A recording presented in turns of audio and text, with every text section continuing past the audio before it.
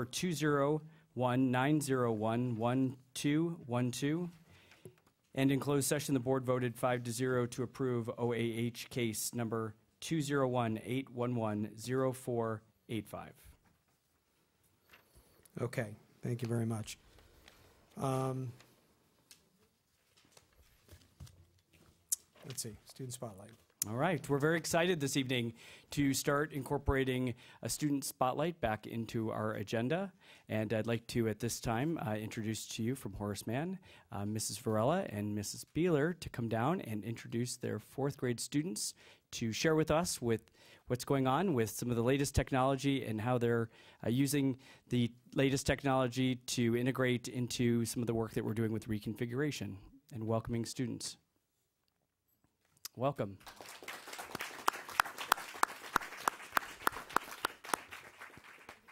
Thank you for having us.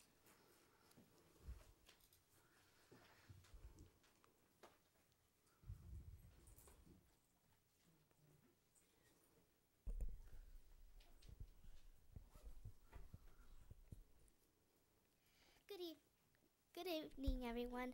My name is Sophie Hong, and I'm in fourth grade at Horace Mann Elementary School. I am here to tell you about our Pen Pal project and our social studies mission project. For the Pen Pal project, we took pictures of Horace Mann using the 360 camera, and we held it up above our head like this. Next, we downloaded the pictures to Tor Creator to send to our pen pals. Finally, we wrote a description about the pictures we took and published it with unlisted, not for public viewing. We will be sending this to our pen pals later. Thank you for your time.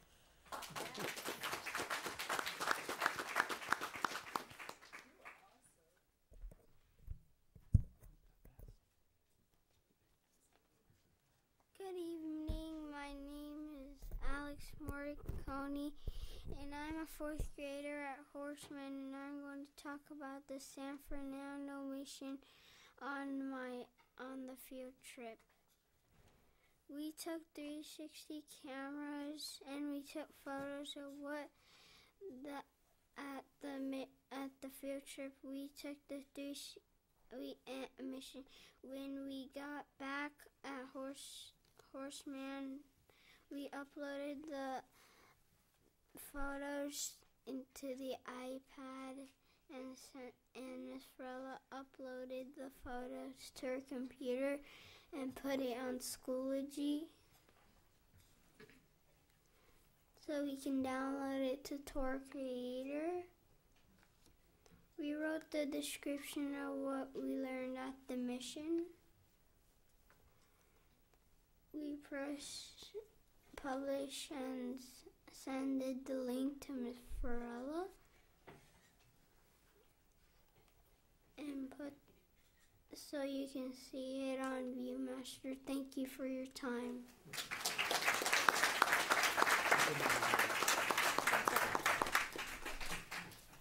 Hi, my name is Shabia Sohaib, and this boy next to me is Zachary Amy.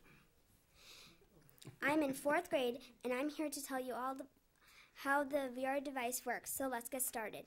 First, you need to put your phone in the VR device. Second, put the device on your face. Then put the device up, and you're going to see the north-sided picture. If you put the device down, you'll see the south part of the picture. You can even go in circles, and you'll see what's around the image. It's like you're in the image, but remember, it is best to not walk around. After that, you press on the top button that's located on the right side. You're going to see what's written as a caption. To go to the next slide, you're going to see a small dot. You move that dot on the arrow to go to the next location. Thank you for listening.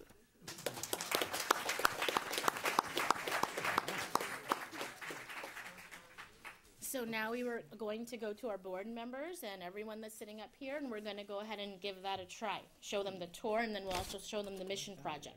Okay? Go ahead.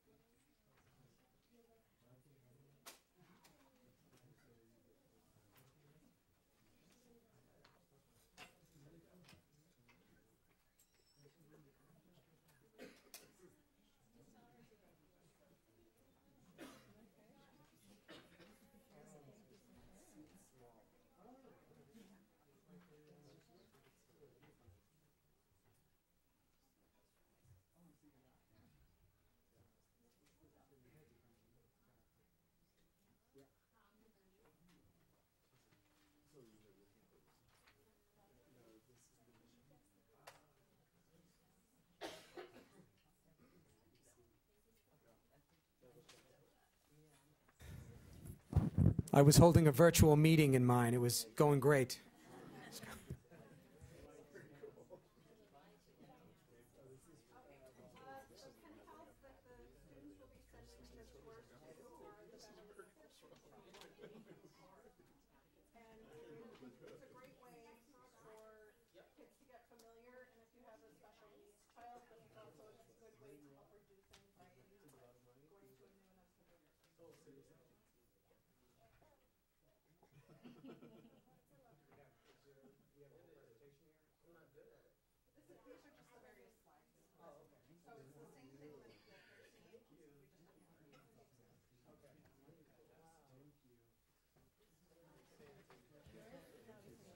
San Fernando Mission looks like Horace Mann.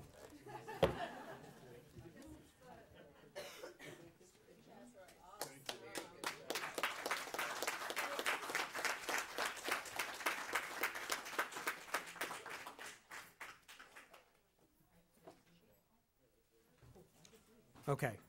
Thank you. Thank you for sharing. Sorry about that. We could put the lights up too now. Just wanted to make sure everybody could see what we were seeing. Okay. We are now in our public comment portion of the night. The real one, not the virtual public comment. We'll start with Kristen Galarraga.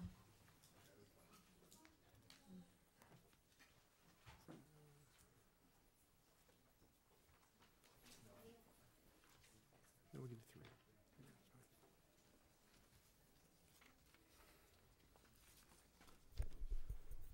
Hello, everyone. Good evening. Yes, my name is Kristen Galarraga. I am a mother of a first grader, Savannah Galarraga, over at Horace Mann. She started there in kindergarten, where we had some, definitely looked like some issues within the security that was at Horace Mann at the time. It was myself, I believe, alone that's kind of started the conversation of where and what the security looked like at the school, which was really concerning, dropping off a kid and not seeing any sort of security presence at all and regulating the entrance and exits of the gate, as well as random parents and guardians coming in on the playground. So very concerning. Since then, there has been great improvement. So we have seen a NASTEC guard as well as a guard at the Spanish Courtyard gate on the Charlottesville Street side.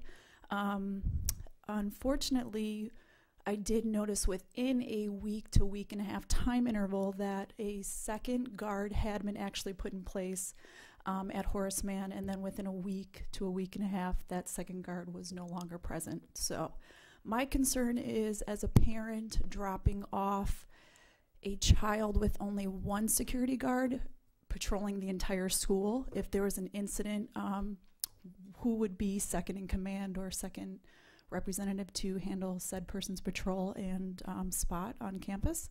And also if these patrol and security guards have to use the restroom or go to lunch or take an emergency, who is actually stepping in for them and filling their role.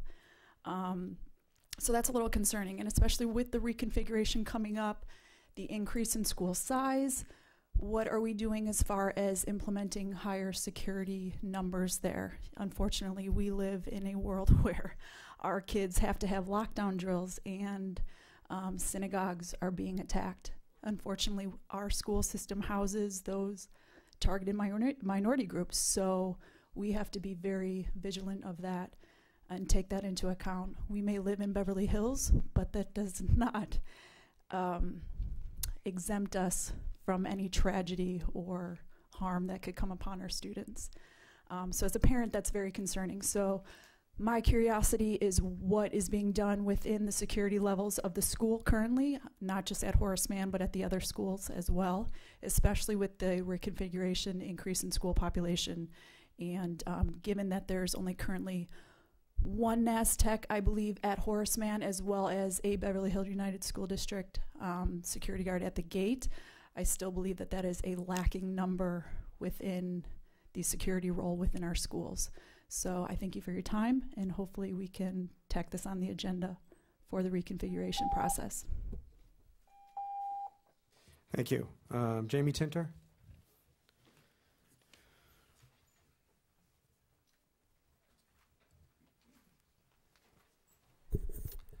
Good evening, everyone. Good evening. Thank you, Mr. Margot. Thank you, board and district office and members of the school community. Yes, my name is Jamie Tinter. I'm a 6th grade English teacher with the district. I've been teaching in the district full-time for the last 4 years at El Rodeo, where I've had some of the pleasure of having some of your kids, and for the last 2 years at Hawthorne and Beverly Vista. And prior to that, from 2007 to 2014, I was a long-term sub and day-to-day sub with the district. And I've really, truly loved every moment in my time at Beverly Hills. The students, the parent community, the fellow teachers. I'm really grateful and blessed to be a part of this community. However, I was disappointed last month, 2 months ago now, at the end of January, when I received a layoff notice. Actually, I received 2 layoff notices.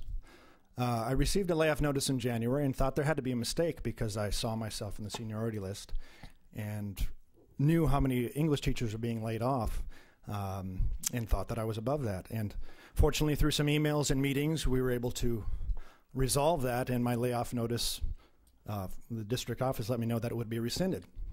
And then last Friday, as I was leaving school at Hawthorne, I got another email from the district office that said, actually, you found another mistake.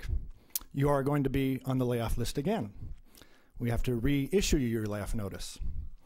And over this last 5 weeks, with a 4-month-old baby and wife at home, so this caused a lot of strife and a lot of emotions and challenges at home, to say the least.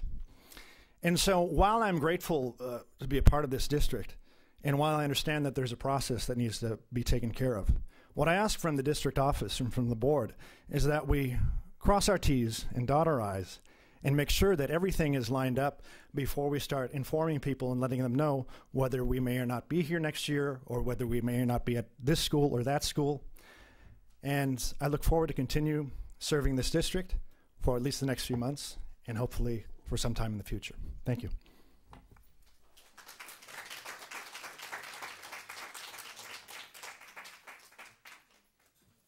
Okay, Ethan Smith. Luke, 6 minutes. Good evening, everyone. Over the past several weeks, we have all been very excited about reconfiguration and what it might mean for our district. A new middle school, combined TK5 schools, and a rebuilt El Rodeo are all on the horizon. The members of BHEA have generally supported the idea of reconfiguration and its many benefits to the district and to our union. But I'd be remiss if I didn't call attention to the fact that the highest price for all this innovation and excitement is being paid by our newest members, many within the early stages of their careers, and many of them are here with us tonight. These are teachers like Jesse Braun from the high school. We're lucky to have Jesse here tonight because he has a young family at home to take care of, a family that counts on his paycheck coming in every month. We knew that reconfiguration would mean layoffs, but let's be sure that no more than are absolutely necessary are given. You have offered SERP again this year, and for that I applaud you. I believe natural attrition of teachers is the far better way of reducing staff than pink-slipping tenured teachers, some with as many as 5 years of experience in the district. We have averaged 17 to 20 retirements and resignations each year since 2011, and we currently have 21 members with pink slips. Allowing the natural ebb and flow of careers could solve the overstaffing issues reconfiguration has brought on. And even if we are temporarily overstaffed, that would be better than disrupting the lives of some of our best new teachers. Teachers like Candace DeVivo, who is a second grade teacher at Horace Mann. Candace has taught for 13 years and has experience in almost every grade K through 5. She coached volleyball and basketball, and each summer works as a tutor for summer camps. She adores teaching, and especially teaching for Beverly Hills and Horace Mann School. Should we let her go, or should we allow attrition to take care of overstaffing? The last time we went through this layoff cycle, there were more than 20 RIF notices issued, and most of those ended up being rescinded, and when all was said and done, a few more teachers were even hired. Let's resolve these notices quickly and rescind as many as possible now. Teachers like Lisa Beeler, who just gave a presentation for all of us, shouldn't be wondering if she has a job for next year. Lisa has been a technology teacher and a TOSA in Beverly Hills for the past 4 years. During that time, she has built strong relationships with educators and administrators. She has a genuine passion for technology and education and a commitment to support students in their acquisition of the systems that will drive all of our futures, and apparently pen paling too. She has many, many qualifications, certifications, and a master's degree in technology, and 28 years of experience as a professional educator. This process does not need to drag out. As Jamie said, cross your T's, dot your I's, go over everything with a fine-tooth comb, and rescind as many of the RIF notices as possible as quickly as possible. Above all, work to ensure that reconfiguration will mean not only an end to an inefficient district, but also an end to the district's inefficiency of hiring on the best and the brightest, only to let them go again at the end of the year. Teachers like Sammy Miller, who's also here tonight. As I said at the opening of my speech, we're all excited about reconfiguration and what it will mean for our district. March 15th is coming, but more importantly, August is coming. We are all on the threshold of what could be the brightest period for BHUSD. As we move forward over the next several weeks, please work hard for us as we work hard for you and all the students of Beverly Hills. Thank you.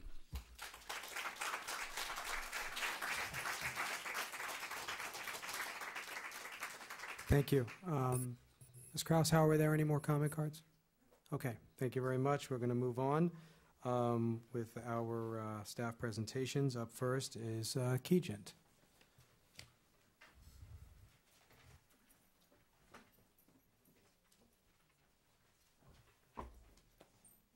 I also had the presentation on the agenda. Will that be uploaded?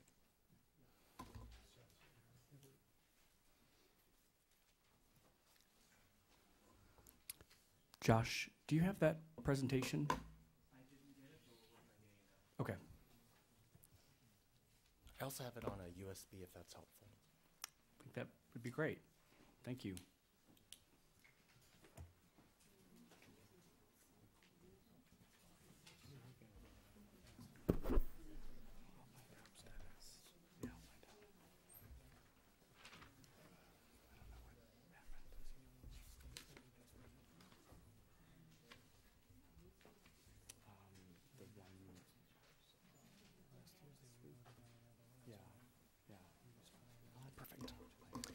All right. So good evening, President Margot, members of the board, Dr. Breggy, and staff and community. As you may recall, the district passed a $385 million bond measure, and this presentation is for information only, just to give you a sense of the considerations if the district moves forward with a bond issuance for approval potentially at the next board meeting. So just some variables to take into consideration are: what are the district's project needs, the dollar amount of the needs, the scope, the timing, and also how do we pay for it? Bonds are repaid by property taxes levied on the district's assessed valuation. That's the value of all taxable property within district boundaries. What do current interest rates look like? What do tax rates look like? And how do we fit them within legal parameters? So just a quick look at your assessed valuation.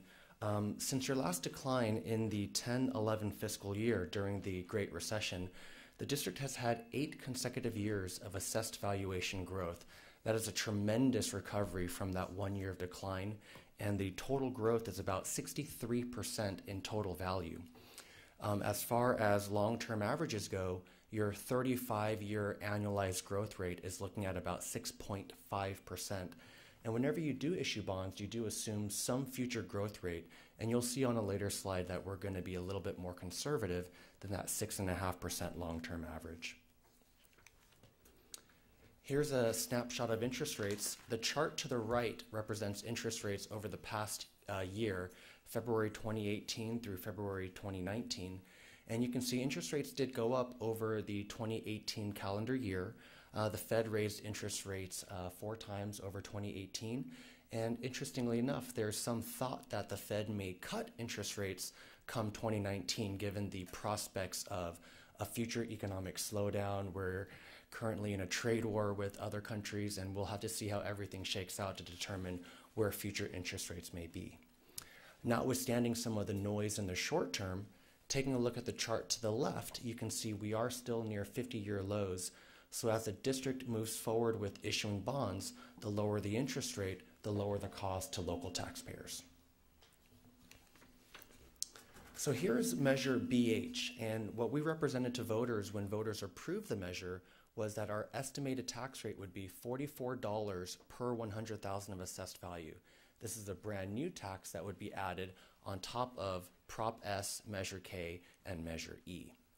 Now, as far as our future assumptions go, we're being conservative here, assuming future interest rates of 5.5% to 6%. If you issued your bonds today, you'd be south of 4%, so there is a little bit of cushion there, a lot of cushion. And as far as the structure of the financings go, we'd be issuing 25-year financings, less than the 30-year norm. We would be issuing current interest bonds only, so none of the higher cost capital appreciation bonds. And also, as far as annualized assessed valuation growth, a 4% future growth rate as opposed to your 6.5% long-term average. The issuance schedule at the bottom of the page, this was what the facilities team believed would be the spend down at the time of the election. It was $50 million as the first Series A, followed by $140 million every 2 years in 21 and 23, followed by the remaining $55 million, totaling $385. That repayment ratio that you see to the very far right, the state has a metric as to how expensive a financing can be, and it's debt service, which is principal plus interest, divided by principal. That state limit is 4-to-1, and where we are right now is, for the whole program, we would expect to be sub 2-to-1, and that's considering a much higher than market interest rate currently. So we fully expect to have a very cost-effective program for district taxpayers. Graphically, this is what the tax rate would look like. On the very top of the page is a $44 tax rate.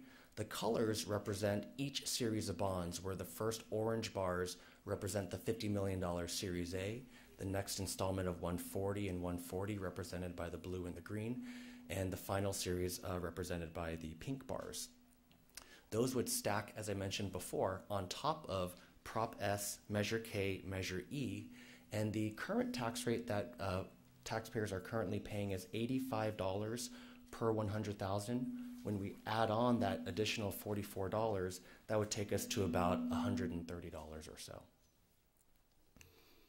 And so this presentation is for information only. If it's the desire of the board, we can come back at the next board meeting as early as March 19th with documents which would set the issuance amount, the parameters of the financing, how the bonds will be sold, and if that resolution and documents are approved, we'd be able to move forward with district staff to update the district's credit rating. You have very pristine ratings. You've got a AAA credit rating from Moody's, and you have a AA plus from Standard & Poor's, and then bonds could be sold as early as late April for delivery of proceeds by early mid-May. And with that, I welcome any questions. Okay, thank you very much. I will say before I turn it over to my colleagues that the next meeting is going to be March 26th, not March 19th. We will be on spring break. So anybody that wants to come, you can sit outside. Have a good time. Okay, colleagues, questions? Mr. Spitz. Yeah, I've been asked by some residents what they might expect in terms of interest rates that they would be receiving by investing in the first issuance of the bonds. Is there any kind of a range that I could suggest to them that they might expect? That's a great question. So as you may know, when bonds are sold, they have maturity is of various lengths. And so if an investor were to purchase, say, a 1-year bond, it'll be close, but the 1-year rate might be something like 0.5%, which would be a very low yield for that investor. Whereas on the long end, that return might be something like 4%. And of course, those are tax-exempt interest rates. Mr. Spitz, if you like, we could put together an estimated interest rate scale to give you a better idea. But generally, the longer the maturity, the higher the yield. That'd be very helpful. Thank you. I don't have any questions or comments. Okay. Thank you. No. I don't have any questions. Thank you. Okay, then I think what we need to do is give staff direction to bring back a resolution on the March 26th. We'll have to confer with facilities to get updated numbers, I assume, and we can have a resolution presented to us in 2-3 weeks. Perfect. Okay. Can do that. Okay, fabulous. Thank you very much, everybody. Okay. Dr. Breggy, technology plan or... So we have a couple of technology plans. You can, no, come on up. The first one that you're going to hear tonight is an update. So sit back and enjoy the technology update, and then we will be back to you again to present what is going to be coming up with the next tech plan, the overall tech plan. If anybody's going to Uber Eats, now's the time. Yes, it is. Okay. I know there's a lot of paper. I'm not going through every single sheet. I hope that's a little bit of a relief. Not for the tree. So, yes, Josh, thank you so much. I do want to share that I'm joined by my esteemed colleagues, including members of the technology department, teachers, principals, students. So they'll be joining me at the mic as we go through the presentation. Just to frame it to Dr. Breggy's point, we tonight are focusing on the current technology plan 2016 through 2019, which sunsets June of this school year. We will come back in approximately 6 weeks to present a draft of the next tech plan, but we felt it prudent that we share the progress in the current tech plan as we prepare for the next. All righty, here's an overview of the presentation. Just to let you know, I'm not going to read each slide. We're going to talk about the trends and patterns in the execution of the tech plan. We'll have feedback and testimonials from our stakeholders because I think that is what is most relevant. Anyone can read the slide deck. We tried to make it as clear as possible. I thought it was of more interest to the board and the community how this plan is actually played out in schools. So what are the overarching goals that the current tech plan addressed? And the huge focus, and I think we'll all remember this because we went through a lot to get to this point, the huge focus, the most significant focus or foci were equity and access, period. We talked at length 4 years ago about the fact that there was disparity between the schools as to who had what technology, how old the technology was, what the student to device ratio was, and none of us felt comfortable with the significant gap in what some schools had as compared to others. So we felt it very important to level that. The infrastructure, we all agreed, did not meet the demand or needs of the classroom, so we had to work on infrastructure in order to level access, and that was the technical infrastructure. In other words, were we able to bring all these devices on the network? And at the time, the answer was no. Now the answer is yes. Then we had a human infrastructure piece that we had to put into place, and that meant the support that our students, teachers, and administrators had access to. We also had to level access and equity when it came to professional development and learning. That was not equal amongst the sites.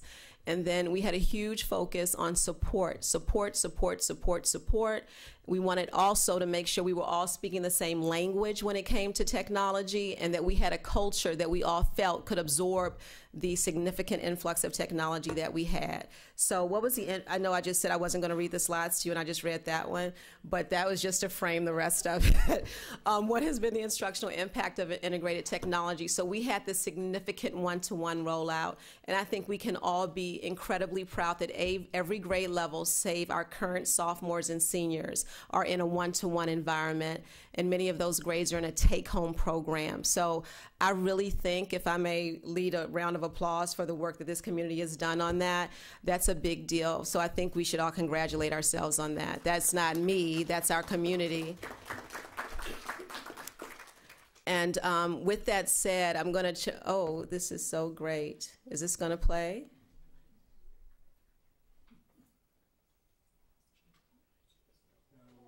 This is so sad. The audio is the most, these two beautiful girls walked up to Gretchen Gabreski, the coach at BV, and just stopped her to tell her how impactful the one-to-one rollout was for them and how grateful they were for it. I'm speaking adult language. They said it much better than I did. But it was really, she texted that to me, and we decided we wanted to include it. The instructional impact of one-to-one is the most significant thing. So some of the coaches are going to come up now. Oh, and students are going to talk about it? Yeah.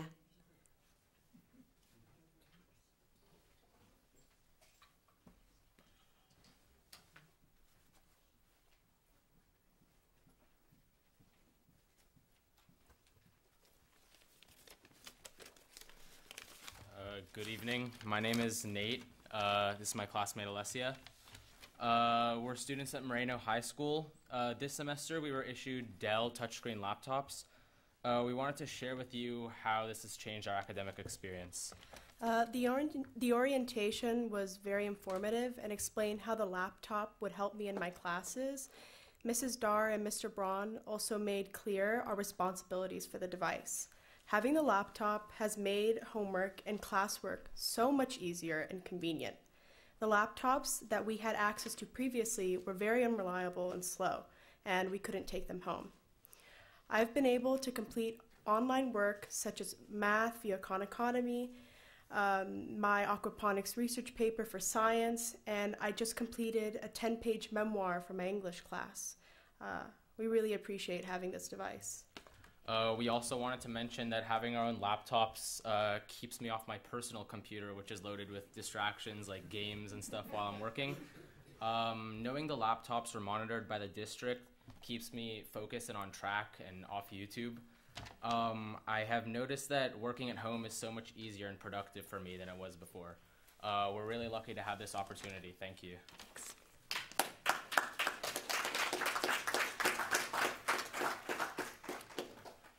I'm just going to offer some of the teacher perspective on the laptops just for a moment. That was very powerful. For the teachers, it offers the opportunity to have flexibility in the classroom to teach in a variety of different ways that they wouldn't have had access to without the devices. And so it offers the opportunity for the teachers to reach the students at the students' individual levels, offer more individualization. It offers more access to different services. It offers the learning management system that is coming in with the district, and it offers a opportunity for a reimagination of homework as a practice in the district. It offers things like flipped classroom, which is just starting to roll out on the high school campus, where some lessons are delivered, where the students take home the actual lecture portion via the laptops, then come back to the classroom and do the work that they would normally have done as homework in the classroom with the teacher's assistance. And this is something that they wouldn't have necessarily had access to without the devices and offering the full equity of devices that we've offered.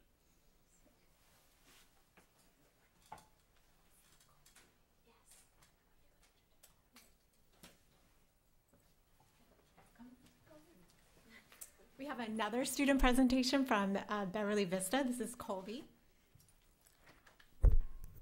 Hi, my name is Colby Gallardian. I am in 7th grade at Beverly Vista. I enjoy participating in scholarship and honor roll. I am in Honors English and Honors Math. I serve in the city's Teen Advisory Committee, Volunteen, and our own Teen BHEF. I fully support education technology in our district. I was asked to come and speak tonight about technology.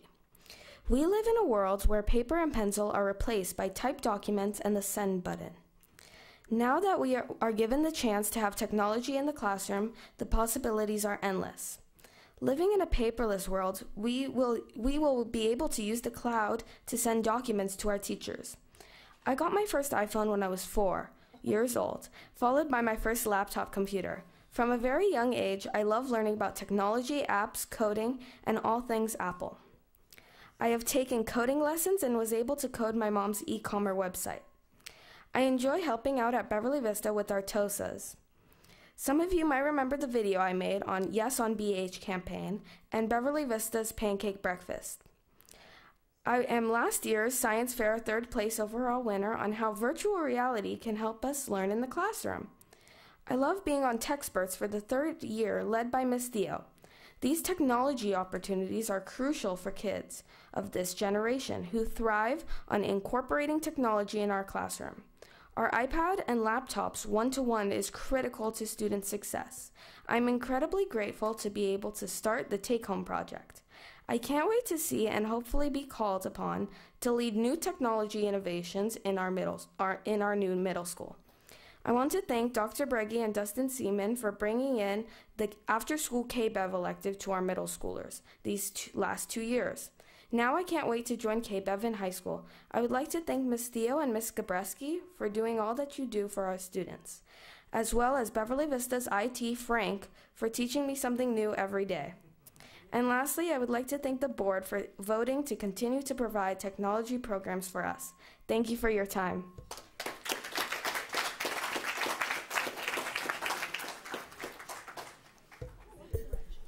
That's really hard to follow.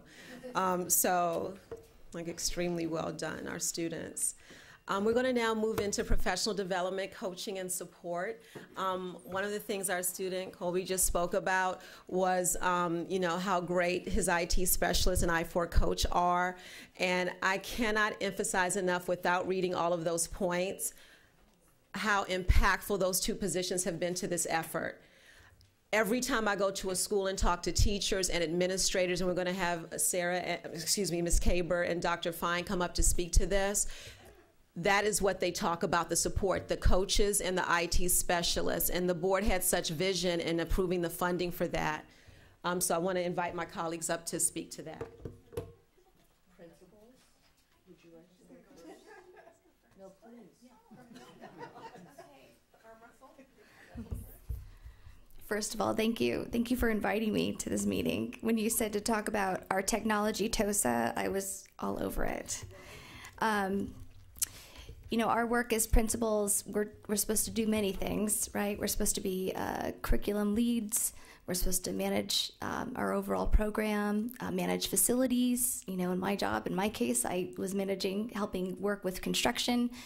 We are, at the core of us, we're teachers. And we want to support the teachers that we're working with. But we don't have the expertise, the knowledge, the skill set, the training that some of the teachers, such as a TechTOSA, I could speak on behalf of Lisa Beeler, that she has. She is exceptional in so many ways. And the transformation for Horace Mann with no technology 2 years ago or 3 years ago to one of the lead schools in the adoption, just because of the technology that we've been given, has been just aspirational. I would just want to talk about the fact that at Horace Mann School we have a growth mindset, and that's been a philosophy that we've adopted since the beginning, and just that all the teachers want to be the best that they can in the classroom, but we don't have time. There's new curriculum, there's grading to do, and when we received the one-to-one adoption in our technology, while we wanted to take this on and we were excited, all of our teachers were, it's hard to do. It's hard to build that into the time. So having a technology coach allowed us that opportunity to motivate and also find the time to coach us through that adoption. It's very, very difficult as a teacher to get your job done, work with kids, mentor students, grade, plan new curriculum, and then also adopt a whole new curriculum and through technology. So having Lisa Beeler be part of our team has significantly improved, I think, the capacity of each of our teachers. So for example, we have some teachers who had weren't using Google Classroom. They weren't even online. They were a little bit scared of the technology adoption, and Lisa has worked one-on-one coaching some of our most veteran teachers. For teachers like David Susskind in our audience here, he was already technology savvy and really on board for the technology tools that we had, but I think working with Lisa, it's only been inspirational for him. So he's already, ahead of the curve in terms of the work that he does with technology, but, Lisa's work with him has taken him to a new direction. So he's been able to use application tools such as Powtoons and even lead professional development of teachers. So we're developing teacher leadership and capacity within our own teachers through the work of our coach. It's I always compare it to having a fitness coach, right? We go to a gym and we join the gym, we pay all this money, but we don't maybe go as regularly. But having a tech coach really helps us push the envelope of the work that we're doing. Also, it's allowed us to maximize the resources that we have. We have ViewSonics, we have laptops, iPads. The board has completely supported us in the district office in purchasing all the equipment you would ever want in any school. But to know how to use all of that equipment is very challenging, and how to integrate that daily. We are maximizing the capacity of the resources that we've been given, and we greatly appreciate that. And it's only through the work of Lisa supporting the teachers, and then having the teachers develop a rapport with the TechTOSA. So trust is a big piece. Having someone that you trust lead you through the adoption of new curriculum or new programs is absolutely critical to its success. So some of our teachers, like you saw, Stacy Varela, she worked in partnership with Lisa Beeler. This was an inspirational endeavor to do the virtual 360. Stacy also uses a green screen, and that's through the partnership of Lisa, who suggested we should have green screens on campus. Michelle Stradford, she's very fluent in technology applications, but through her partnership with Lisa, she's really taking it to a new level. Then you have the work of Belinda Maestera. She's our first grade teacher, and she was completely scared of the one-to-one adoption, and she is now fully integrated throughout the day using Seesaw as a method to communicate with parents, and really pushing her students to use technology as a substitution, but also a way to make their skills in technology a little bit more fluent. But we couldn't do the work that we do without our technology TOSA. We're I think, definitely as a staff, and the work with Fidel, our technology IT specialist, I think in partnership as a team, we've definitely been able to move the ball with the adoption. And, I'm grateful for the lead of our director of technology and the board's support of all the technology that we have at our campus. So I just know that we couldn't be doing what we're doing without a coach in place. She's definitely given us the courage, the support, the trust, and provided us skills and training that we would never have without our TOSA. So thank you. Thank you, Dr. Fine.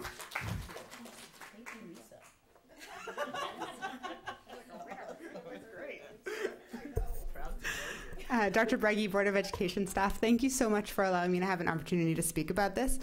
Dr. Fine spoke so beautifully about all of the benefits. I just want to touch on two small points. One point is that just a few days ago, we had an IEP meeting for a student that needed to access some curriculum in a different way. We need to think about how he could share his knowledge without having to write everything down, just based on what his needs were. And we came up with a couple of traditional ideas, and our teacher came up with a list of technology-based ideas for this student to be able to really share what they know in a really thorough way that would hit all of the standards and address absolutely everything without any modification needed. And all of that can be attributed to Miss Citizen and all of the technology coaches and her experience in the classroom. So that just gave us a moment. The other piece is that having Miss Citizen and on our staff has allowed us to do some very clear what's the word? I just lost it. Oh, common sense media. What are we doing? Digital citizenship. Oh my goodness, I totally lost the words right there. I got nervous. Digital citizenship. So even when in rooms where the teachers are sort of uncomfortable with using the technology and the amount of technology that we're using, it's an opportunity for her to walk in. It's sort of a bridge to get people to use that technology that's in their room to say, we can show and teach our children how to be good digital citizens and how to work well with the technology that we already know is going to be in their hands. So in a case of maybe TK through second grade that's feeling a little uncomfortable with just the amount of technology that the kids are using, maybe they have too many iPads or they're taking their parents' phones too often, is that Miss Citizen is able to say, we can't stop that. We can't stop what's going to happen in a restaurant with a 4 or 5 year old. But what we can do is teach our students what apps to use and where to go. And so when they are given technology, that they're using things where they're engaged in technology, using it safely and using it as producers rather than consumers. So thank you so much for the opportunity again. Thank you, Sarah. So we're going to talk about what we do on a daily basis. Just everybody, make sure you introduce yourself when you speak, just for those at home, the 6 or 7 that may not know who you are. You got it. Thank you, Dr. Fine and Sarah Kbev. See, I just name dropped. There you go. I'm Michelle Dar. I am one of the technology coaches at the high school. And I am Leticia Citizen. I am the tech TOSA at Hawthorne. So we're each just going to talk about very briefly what our daily tasks are and what we've been doing on our sites. Jesse and I think I speak for all the coaches, have been doing a lot of professional development with our staffs, whether it's on the Wednesday mornings or on collaboration days or at staff meetings. Jesse and I have also been going into department meetings and doing department-specific professional development, which we've passed around surveys, asked the departments what they need from us, and then we've planned professional development for those departments. We're also very involved in our leadership teams, whether it's SEC at the high school or ILT. We've been attending PTA meetings. Jesse and I have also been going to, we've been to an ASB meeting to talk about updates with technology and asking for feedback from the students as well. We've also, as a team, have helped out with our innovators, and those are the teachers who have volunteered their time to then let's say, up the ante in terms of how they are incorporating technology into their classrooms. And so we meet with them once a month where we take a Wednesday and we actually go through some, whether it's sharing how they're incorporating the apps into their classrooms, how they're using these platforms, but also taking the time to visit each other's classrooms.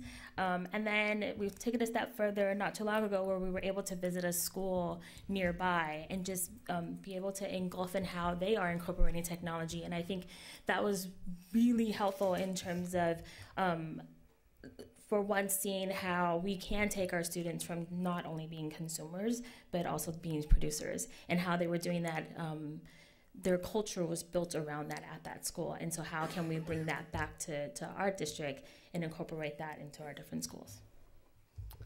As all of you know, with the transition to Google, we've had, we really worked to meet teachers and staff where they were and met their needs. So whether it was the classified staff or a teacher who's never been on a Gmail account before, the coaches worked diligently to have one-on-one meetings with those teachers, but to also do staff presentations with the Google transition.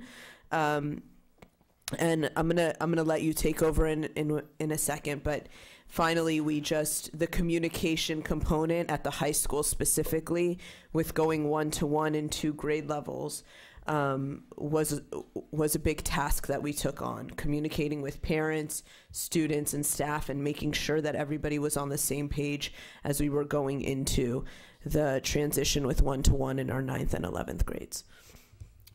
Another big thing that I've noticed as coaches is that we're also, because time is of the essence, that we're able to use this tool to also communicate with our teachers and send out information. So whether or not we can do PDs face-to-face, we're also allowed to do PDs using this technology by creating weekly newsletters, so that way we keep them up to date on things that are going on, or creating monthly challenges where we challenge our teachers, hey, here's this tool, here's how you can do it, and then let's go ahead and share. So we're using platforms like Google Slides, or we're using Seesaw, so that way teachers can upload how they are using this technology in their classroom with their students, and that way they can use student examples to then share out to the staff, and then staff can take those different ideas, or maybe they can reach out to that person and say, hey, I saw what you did, this was amazing, how can I also do this in my classroom? So being the facilitators to leverage all that learning and the variety of ways by using these tools has been tremendous in helping us grow, so that way we not only grow as professionals, but that we're also helping our students and growing as well.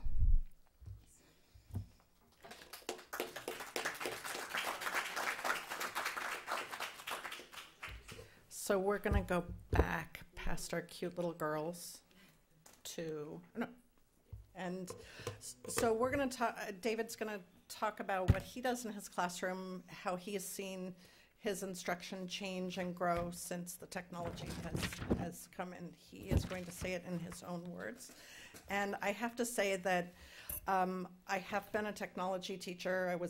I taught in a computer lab. I had a one-to-one about 15 years ago, but I'm not in the business of teaching technology to teachers. I'm in the relationship business, because you can't learn from people that you don't trust. And so that's what I focus on, is building that relationship with the individual teachers or groups of teachers, so that they can be vulnerable and say that I don't know everything. It's hard for teachers to relinquish that kind of control and to admit that they're not the expert.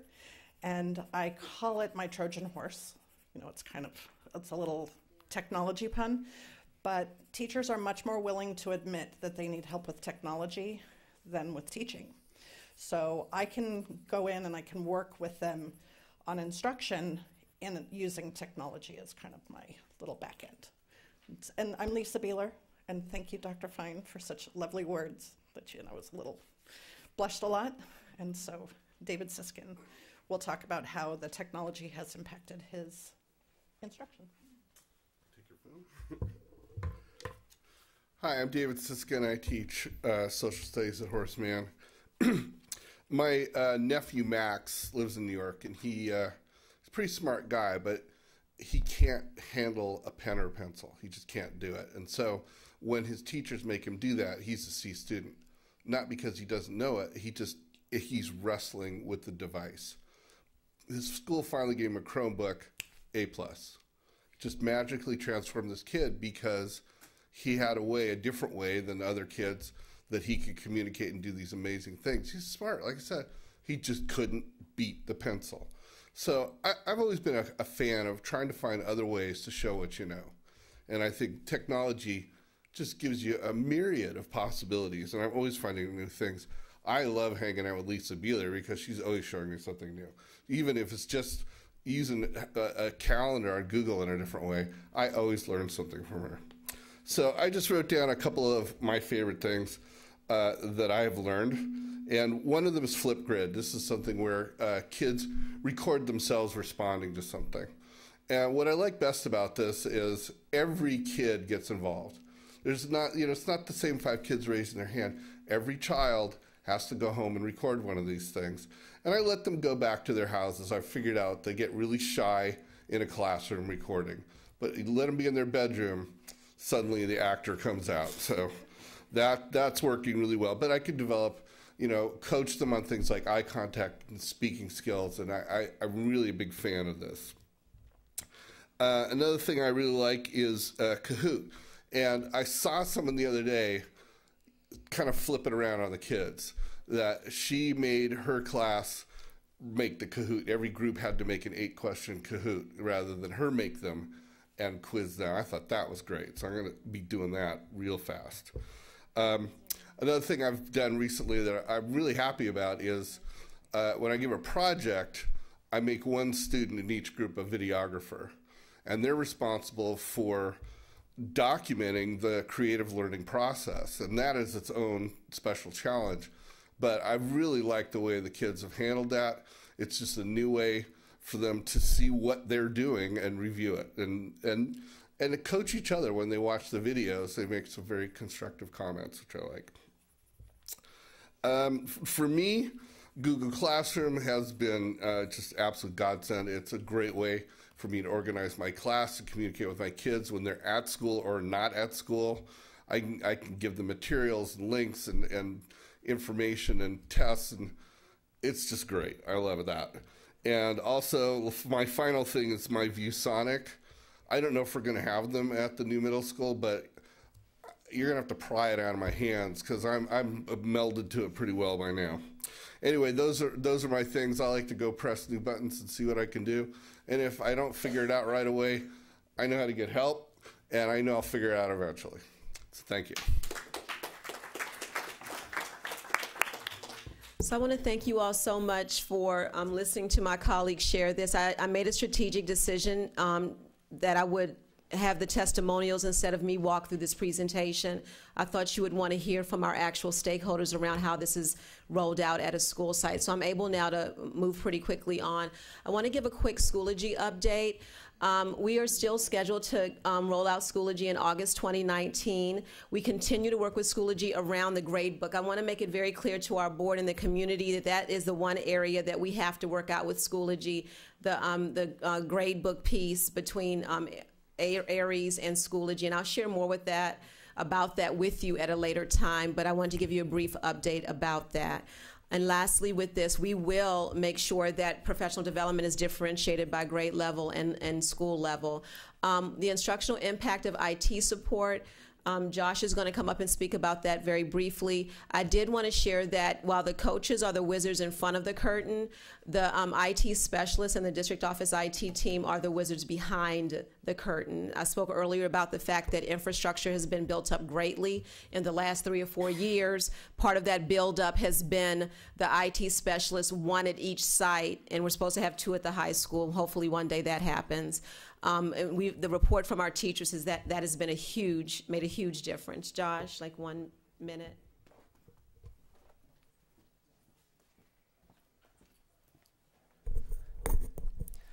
Hi, I'm Joshua Sankman, the IT specialist for the high school. I will be giving a brief description of what I do on a daily basis, along with the impact that I've seen as a part of the team. I provide support for all the teachers and staff on any hardware and software issues they run into and maintain all of the equipment, which includes dealing with licenses, making sure everything remains up to date. Anytime something goes down, quickly responding to that issue so that the teachers are not interrupted in their classes, and as well as any other situations they might have, like if they have a special request for software or if there's any particular things that they feel need to be addressed. I listen to that and provide it to the rest of the team as well anytime we do our meetings. We use Help Desk as our way of finding out at each individual site what our school needs are, as the teachers provide those what they need. So they'll put in a help desk if they have an issue or if they have any questions regarding anything, and I go to meet with them and deal with whatever issue that might be. And we also use help desk data to analyze and look for any trends of potential problems, be it in software, networking, or hardware, so that we can head off future problems and keep things running more smoothly as time goes on. We also, as a team, assist with district level or enterprise projects that impact the entire district, both the district office and all of the school sites. That includes the network upgrade we did over the summer, putting in Wi-Fi access points in every classroom and upgrading it to a faster network. As well as we work together on other projects such as the OnetoOne project, where with the high school we had to test out 800 laptops before deployment. And with myself plus the 4 other site techs, we were able to get all that done efficiently within 1 day. The impact of having each of us there is we're much more able to respond quickly to any issues we have, rather than a site tech being assigned to multiple schools and having to jump between each one. We are there every day to assist with those problems. And that's very important, especially for a larger school like the high school, where we have at certain points as much as 120 tickets, such as the beginning of this year, and having to reduce that down over time. And I just, yeah, I think it's good. Yeah. Yeah, you did very good. So this whole slide is about how many upgrades have been done to our network, and I can't emphasize enough how this plays out in the classroom. It allows our teachers to access multiple resources at a much faster speed than they were able to access historically. The Google migration happened. The tech team was responsible for making that happen at our superintendent's direction, and it went pretty flawlessly. How we use data, I really want to laser in on this section, and this is where I'll spend the most time. So we have a feedback loop that includes all of these data sources. And I think this is really important for our board and community to know that we leverage these data points to mid-course correct and improve the service that we're delivering to our stakeholders. I'm not going to take the time to go through every single one of them unless there's a question when we get to the end. But I did want to emphasize this very important feedback loop, that we build a thing, the tech plan is that thing, we measure how effectively it's rolling out, we analyze the data, the metrics, we learn from that, and then we go back to rebuild in the middle of the implementation. And that's one of the ways my team members have been so effective in their roles. Now, the lessons learned. So you've heard a lot of testimony about how positively the plan has rolled out, but nothing of this magnitude can roll out without some areas that we need to continue to focus on.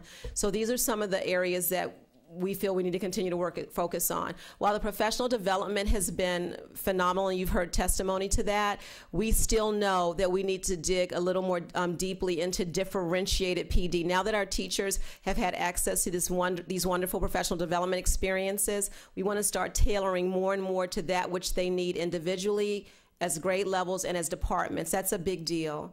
That we know that they have been highly effective in that support, but we agreed as a team that we want to dig more deeply. The Schoology rollout requires more attention. It is our primary focus as a department right now, and we know that the lessons learned from that include that we need to work with Schoology very closely around the grade book. That is something we all need to pay attention to.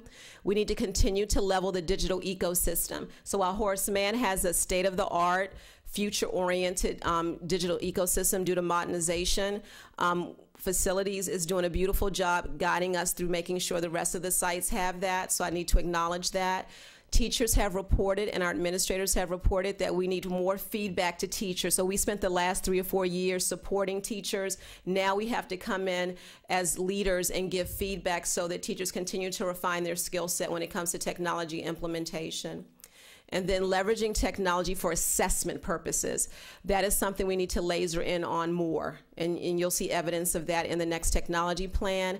And for those of you who are, staying current on what's happening with technology in the world, artificial intelligence and virtual reality are 2 big areas that are impacting K-12, and we want to make sure we include those in our next tech plan to a greater degree. What will be the overarching goals for our next tech plan? So we want to give you a vision, a little appetizer to what we're going to share probably in about April. Without reading, these are the major headings that we will be attending to. Bless you, Michelle. And they're all based on what's currently happening, the lessons learned, what we know we need to focus on more, and how we're going to get there. So this should give our board members and the community at large a pathway to what we're going to be looking at for our next technology plan. This continues on the next page, a continued focus on community and culture. Cannot emphasize enough that second point, parent engagement. We have such a close working relationship with our parents around this work. It is impossible to do a good job with it without that, and we will continue that. The infrastructure and digital ecosystem continues to be a focus, and again, working with facilities to make that happen through modernization. And then I'm going to transition now to the ISD standards, and Ms. Kbev is going to come up in a second, just to frame, and we are nearing the end of this portion. Thank you for your patience. Part of what we want to do for the next technology plan is to formally, you can come on up, Gretchen, is to formally adopt the ISD standards that Ms. Kbev is going to guide us through, and we're asking the board to support that. Dr. Breggy does, along with my cabinet mates, but we do need the blessing of the board so that we can frame the next technology plan around these really robust, significant standards. So Gretchen's going to quickly walk you through what those are.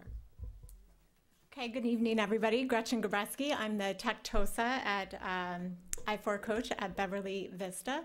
So my role right now is to give you a quick overview of what ISD is and what the standards are. So ISD has actually been around for the past 40 years, although it has gone through a couple name changes. And the focus has shifted, as you can see up here on the chart. The mission has always been the same, which is to provide a framework for how to implement digital strategies in education in a way to positively impact teaching, learning, and leading. So ISD created standards for several stakeholders in the educational setting. They created standards for students. And as we know, we need to prepare students to thrive in a continuously evolving technology landscape. So these students were designed to empower student voice and to ensure that that the learning happening is student driven. There are standards for educators, and these standards serve as roadmaps for educators to help them ensure and empower student learning. There are standards for educational leaders, and the purpose of these is to serve as an implementation of the student standards and the standards for educators, and to serve as that framework for digital age learning. There are also standards for coaches, administrators. There are new standards coming out for computational thinking standards, and there's also new standards coming out for computer science teachers.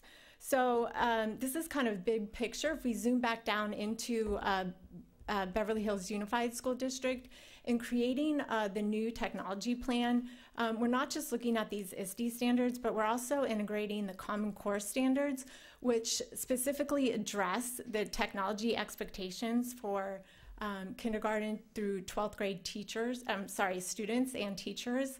And there are areas in those content standards that talk about digital media and other resources integrated into the different content areas. There are also the teacher and student resources that our students tonight and teachers spoke to, and this is all for the purpose of creating the students that are future ready.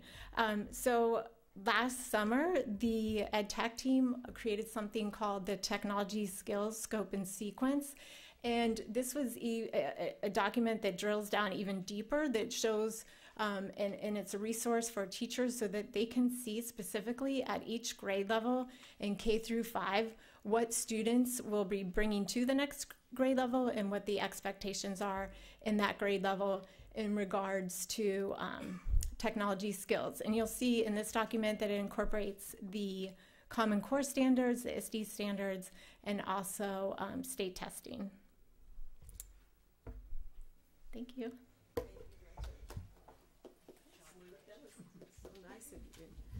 So what are our next steps? We're going to present the Technology Plan 2019-2022 in April for board approval, but we did want to frame that next step with what's happened with our current technology plan.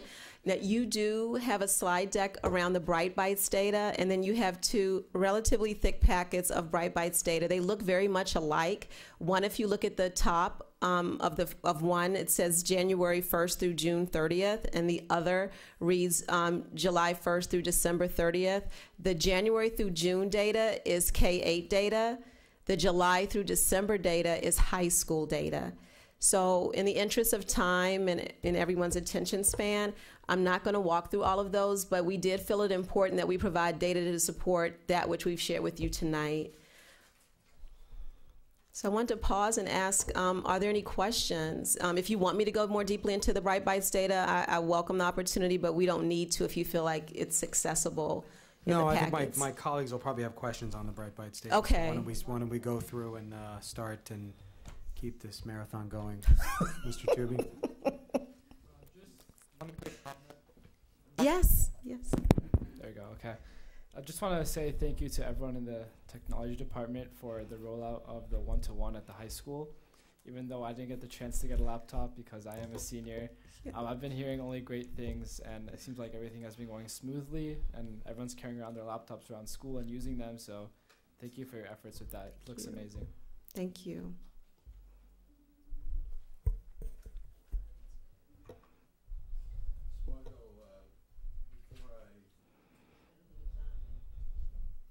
Before I start with with some questions and comments that I have and concerns, I've studied as well as I could just a mountain of data and information that was sent to us, and I do have quite a number of questions and comments, and I have a suggestion that if I could just touch on maybe two or three and allow my colleagues to chip in. If you would be willing to come around a second time, I will not take up too much time to begin with. I could do that, or you may have questions the other colleagues have, so you can also. Okay. We'll let you know if you're dominating the conversation. I'll dominate. Okay. Well, I want to say this about the presentation. Obviously, you all have made great strides in rolling out technology, no question about it. And the enthusiasm and the buy-in of the technology staff and the coaches is very, very impressive. And I appreciate all that you've done. Thank you, Mr. Spitz. I do. I'm gonna really concentrate, if I may, on one concern that I have. Yes. And that is that the technology department, let me get it, the technology department is formally requesting that this Board of Education approve the adoption of the International Society for Technology and Education standards. Yes. As a framework for the technology plan of the next 3 years and your continued work in instructional technology. My problem with all that is that if I read this report correctly, and I think I do, the ISTE academic standards are the Common Core standards. That's what I read here, and I want to comment about that. Sure. The Common Core standards are a very low national common denominator. When California adopted Common Core for lucrative inducements from the federal government, the bar for academic achievement was lowered from the state's prior standards. Consequently, thousands of our students have been underserved by Common Core standards in our math curricula and other academic subjects. Thankfully, really thankfully, the reconfiguration plans for academic subjects include curricula updates upgrades, excuse me, from Common Core standards. I'm very, very thrilled about that. Yeah. So my concern is that this proposal to tie in the new tech plan for the next 3 years to Common Core standards seems to me inconsistent with the plans for reconfiguration, and that's something, tying into Common Core is something I couldn't support. So, oh, I'm sorry, you weren't finished. Yes. So I know of your position on Common Core standards, and I'm really glad you brought it up tonight. We are aligned to Ed Services, so the ISD standards, while nationally they are aligned to Common Core, they are standalone standards. So you'll see things, as Ms. Gabreski referenced, like computational thinking, which is a very much a higher order critical thinking skill. So we can shift what ISD has to what's happening with Ed Services quite easily, and that's what we've been doing. You look skeptical. I am. Okay, please tell me. Sure. I got to take off my jacket. Because if the standards are ISTE standards, and ISTE standards are Common Core standards. They're not. When you read the ISTE standards, they are not Common Core standards. They are tied to them. ISTE does tie the standards to Common Core, but they are not Common Core standards. When you read them, that's not the language of Common Core. They are tied to them. I want to be very transparent about that, but they are separate, standalone standards. So I think maybe what's being asked is the language in the upcoming adoption, does it allow us the flexibility to not tie ourselves to the Common Core standards? Absolutely, without question. Well, if I might I just want to jump in. Mr. Spitz, I'm sorry. Did you have more to say? On the math. I'm glad to have you check in. I've got other subjects to talk so about. I had the same concern when it comes to the math, because if you look at just our district, for example, and I'm very pleased to hear that might, as Mr. Spitz has righteously commented, that we might be correcting the math issue in this district that I might say wasn't present prior to taking on Common Core. Right. Our students, a regular student in math, used to be able to get to math analysis. That is no longer the case since the adoption of Common Core. That has been proved, that proves to be a huge deficit for any student going through the Beverly Hills Unified School District who is a regular student. I'm not even talking about honors students. So it's something that affects every family going through our system. And it has been a huge error, I think, in the path that was set for math. So I'm skeptical also of why would I take a step back? So I think I defer to Dustin. Mr. Seaman would have to explain to me how the adoption of the ITSE, at some point, not now, because she says it's tied into educational services. I want to be certain that we're not going to take 2 steps back in the area of math. As it relates to going forward. I'm not speaking to math at all. But you mentioned that this is tied into all the areas of Common Core. I mean, the standards are the standards. There's standards for Common Core. So that has to be explained to me because it's in here. So I cannot support that unless I absolutely understand how we're going to get around that. Okay. Because I want to go forward with math. Math is critical to this district. We must get all the students back to the path of math analysis. So Mrs. Hecker, we have to separate what Mrs. Lucas had stated was that what instructional tech does, or instructional technology does, is supports educational services, and what we are doing is growing past the Common Core. So even though that is our bare bones level of education that we need to provide for our students, we are pushing past that, especially with reconfiguration and the relook at our math curriculum. What Ms. Lucas is looking for a framework for then her coaches to be able to support our teachers in being able to push past that. So if you look at the ISTE standards, and this isn't my realm, but I'm in support of. Yes. Yeah.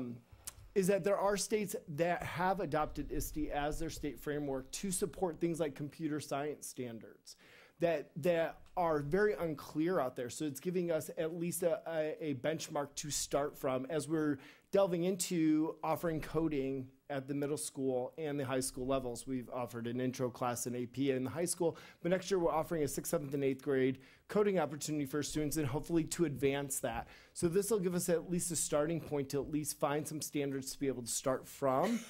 But what Mrs. Lucas is stating is that these are adaptable, that this is at least a baseline for us to start from and to grow from. That this isn't the end-all, be-all, that we, too, agree with everyone, I think, Mr. Spitz and Ms. Hacker, that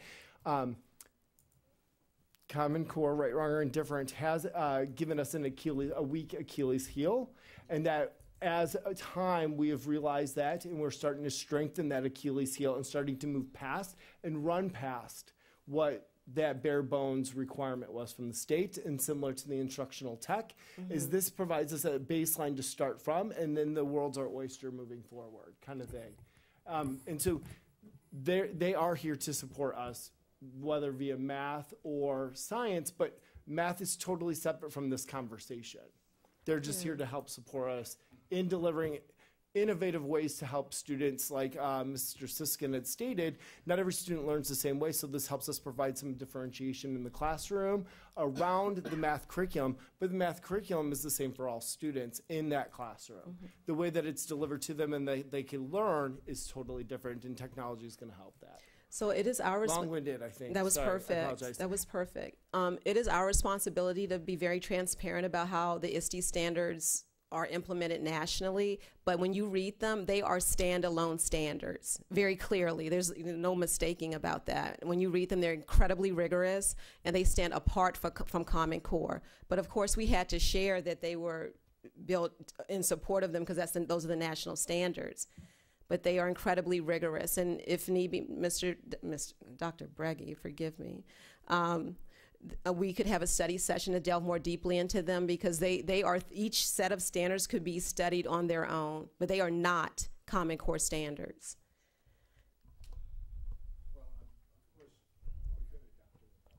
We could absolutely adopt ISD standards without Common Core. I'm happy to hear what you say. My remarks are just based on what I've read. Absolutely, Mr. Spitz. And what I read is Common Core. Yes. I didn't read that it's not Common Core or that it's better than Common Core. I read that it's Common Core. That's fair. So that's what my comments are based on. Okay. But Mr. Margot, let me go to a couple other points, please, quickly. In this report, the report asks, how have we used data to analyze the effectiveness and the impact of the plan? Yes. But I look for data, and I don't see it, that's related to academic achievement or excellence. So I guess my question is, how has this rollout, the 3-year plan rollout, how has it furthered academic achievement? Do you have any data that shows that technology has improved academics in our district? That is such a great question, Mr. Spitz, and it's the question that's always asked around instructional technology. So our rollout, our implementation is about a year and a half old. So that is not enough time to see evidence in a standardized test. What we're looking at now are other metrics that are benchmarks along the way. I think many of you know that I'm working on my doctorate in instructional technology. I mean, it's more narrow than that, but one of the things that we always talk about when it comes to that is that because tech is one variable in an instructional program, you cannot say that one thing did it. You can look at a pattern, for example. When I was the principal of my school and we integrated technology, our API went up 120 points in 1 year. That was not because of the tech itself. It was because of how my teachers used the technology integrated into the instructional program. So I welcome that conversation in terms of precise achievement data. We would have to give it at least another year or two for that to show up. We would look more at periodic assessments and performance assessments and other metrics like student engagement and surveys of the students. I'm just being transparent. If I were to say that we can point to this right now, I would be, what's the word? I would be leading you on. It's only been a year. Right. Okay. one more, and then I'll relinquish. Regarding what you called the feedback loop. Yes. I find the Brightbite report somewhat problematic. Okay. To give you a couple of examples. On page 2 of their K-8 report, it says, foundational skills. 36% of students find these tasks easy to perform. This is colored red, indicating it's a poor result.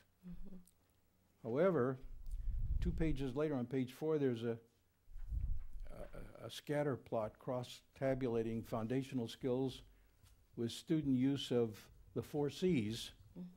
And that graph shows foundational skills to be close to what they call exemplary. And on the next page, page 5, there's a school scorecard, and that shows foundational skills and all other metrics to be, quote, advanced at all 4 schools. So I find these numbers and indications are inconsistent. The second thing that I want to say about the Brightbite is that their entire presentation is based on surveys. Yes. Surveys of students, teachers, and parents. And I have to say that those surveys can be highly biased. Students, for example, may respond positively to a technology survey because they happen to enjoy messing with their devices. Right. Teachers might respond favorably if they think it makes their work easier. So again, and I understand that you haven't had the time, but the only way to really base the results of technology is to be able to check out academic achievement, and as well, because it's in our mission, college and career readiness. Right. So I look forward to seeing that at some time in the future. Yes, and Mr. Spitz, I appreciate your comment. So as Mr. Spitz shared, the Brightbite survey is a self-reporting survey. And so that's why it's incredibly important that you have other data sources by which you can triangulate the data. So it's incredibly important to take a litmus test of how our stakeholders are feeling about the implementation. And you can see from many of the responses, and at some point I do recommend a deeper dive into the data that we have, that some areas are recorded as exemplary, but we do have areas that are recorded as not, and that those are reported by our stakeholders. So again, Mr. Spitz's point is well taken. That's the case with any self-reporting survey. That's why we have 7, 8 sources of data by which to triangulate our findings. Yeah. Let me ask one more quick question. There are many very responsible studies that have indicated that excessive screen time by young students is detrimental to their development, mentally and sociologically. Does our tech department disagree with that? And if not, why are our plans silent on that issue? So, as usual, you're asking really great questions, Mr. Spitz. So I'm not a medical professional, but I am an educator, and I will say that anything in excess is a challenge, is a problem. So that's one of the reasons, as part of our professional development, our parent education, that we talk about screen time. So any screen time, be it the use of a child or an adult, should have some level of purpose. Whether that purpose be a learning purpose or an entertainment purpose, that's up to the individual who's engaged with the screen time. So in the case of our students, the parents and the teachers and the site administrators who are charged with working with them have to support a healthy screen time environment. And that's why we spend so much time educating and talking to our parents at parent education nights, PTA meetings, and the like and the sort. So no, as an educator, I do not disagree with you, but I think the remedy to that is education and making sure that the adults in our students' lives are armed with the information to help make good screen time decisions. Additionally, I feel it very important that we educate our students around that as well. We talk to our students through digital citizenship, through regular classroom instruction, about how you think about the use of your technology. How much time are you spending on technology when you could be outside physically engaged or being creative by building a model or something like that? So I do not disagree with you. And we do have incorporated in our parent education and our education of our colleagues concepts around screen time. You did bring up a really great point. Maybe we need to look more closely at how to incorporate that into the tech plan, make that explicit in our next tech plan, and I think that's very fair, and we can do that. I'm going to go in a slightly different direction for a minute here. Okay. I'm going to make it a little more personal. I have been asking for 10 years as a parent in this district to have the type of technology that your department has rolled out and implemented and is introducing. So personally, I just want to say thank you, because 10 years ago, I had a student that desperately needed this and wasn't able to access it. So I just want to say thank you. There are a couple things that I want to point out just so that they're on record, so that people are aware. So that you can keep an eye on it as well. Flipped classroom. I have a child in a different school outside of Beverly Hills Unified. A flipped classroom in concept is fantastic. Right. That also requires that the teacher actually makes the video, posts it regularly, and then follows up with the students to make sure that they're understanding it. So with something like that, which is very progressive, and I love that it's being considered for implementation, that also needs to bring with it a much higher level of accountability on the side of the teacher and really on the side of the parents than to follow through and make sure that those videos are being posted and the work is actually being consumed and understood. So I want to make sure that despite all of our aspirational goals, that we're also introducing metrics and accountability measures to make sure that we're staying on track, because this type of program is only well implemented when there's accountability attached to it. Absolutely. One of my biggest concerns as a parent in the district, and one of the reasons why I supported reconfiguration, and I love the technology that we're bringing forth now, is the issue of disparity amongst all the schools. And I know that there's been some pushback amongst the staff with Schoology, and I know that there are places where there needs to be work between Aries and Schoology to make it all work.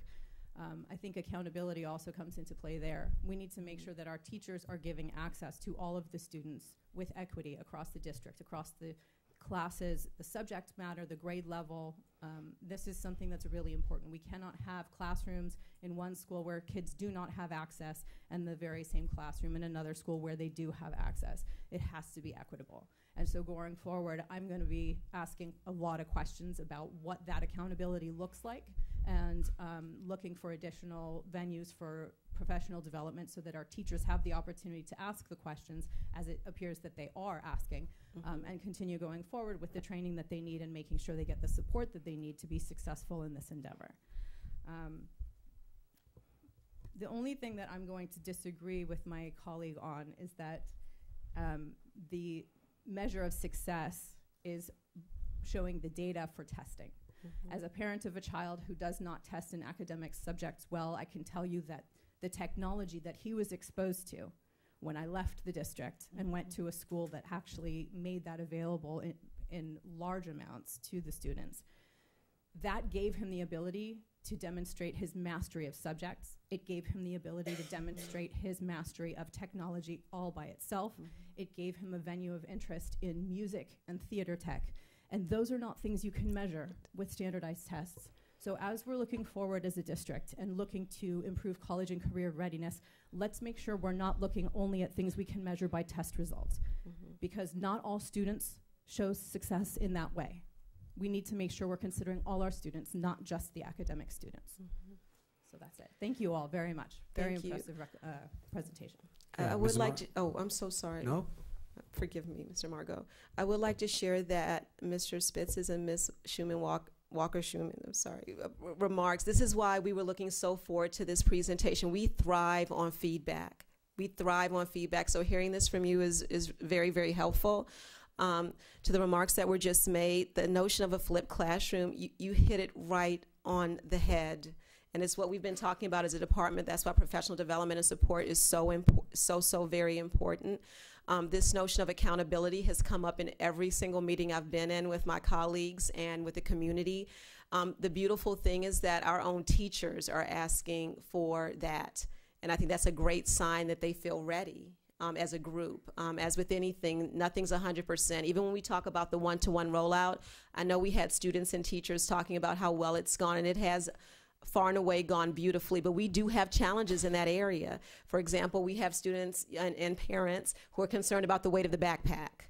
For example, concerned about screen time, concerned about an 8-year-old being responsible for taking a device home. So these are all things that have surfaced.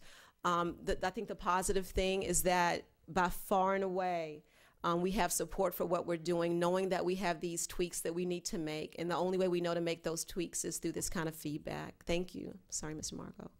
No. Mrs. Marcus? I know that I had sent you an email asking you for this type of a presentation because I feel this is much more beneficial to the community and to the stakeholders. Yes. So I really appreciated it. And I have only one question.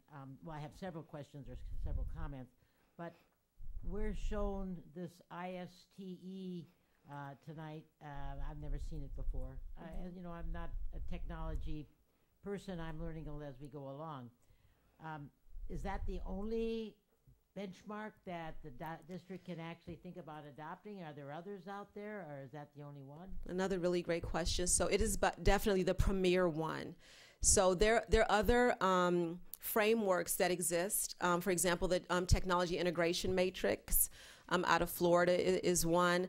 There's something we have already rolled out to our teachers and administrators called the SAMR model. That's another framework. And there's another one that's recently come out that looks more at what Ms. Walker-Schumann was talking about around engagement and how incredibly valuable that is to student achievement, no matter from what dimension you're looking at it. All of those are incredibly valuable, and they've informed our work immensely. The ISTE standards are research-based. They were designed in collaboration with educators from across the country. They are forward-facing and forward-look, not just the country, forgive me, the world. They are forward-facing, so they are the premier standards when it comes to instructional technology. So that's why we decided to go with those. Dustin. Okay, the other thing I guess not. What? I'm sorry. No, and I just always want to think is, and I'm going to say this, in my previous life, we rolled out one-to-one about 10 years ago. And the first 2 to 3 years, I just want to, express, there weren't a lot of standards out there, and there still aren't a lot of standards out there, whether adopted by the state level or adopted by a national level, to be able to create, like I stated earlier, that baseline to hold accountable. Hold the teacher accountable, hold the student accountable, administrators, hold the administrators accountable. And so that's really why we're looking at, as a whole, as a cabinet, as a department, looking at these standards to give us that framework to start to really put this work past just the device in the hand. Mm-hmm. And when Mrs. Lucas had stated how it aligns with ed services, but also special education as well. And so not as an iceberg or as a silo, but as a full BHUSD is how can this help differentiate for each student, but using those frameworks to hold our teachers accountable, our students accountable, and ourselves accountable. A lot of this is new. This is uncharted territory, period, across public education for the most part. There are some pioneers that jumped in and fumbled around. Myself, a couple bruises still. I think I'm still bleeding, But now we have standards such as ISTE, COSIN, which aligns to help us kind of protect ourselves too as a school district. What can we and can we not expect out of the utilization of ed tech? To your point, Mr. Seaman, goes back to that common language piece. So we're all speaking the same language when it comes to instructional technology. Thank you. Just one more, a couple thoughts. I know that you have a lot of collaboration within the school with the teachers and so on, that they work together with your specialists. Yeah.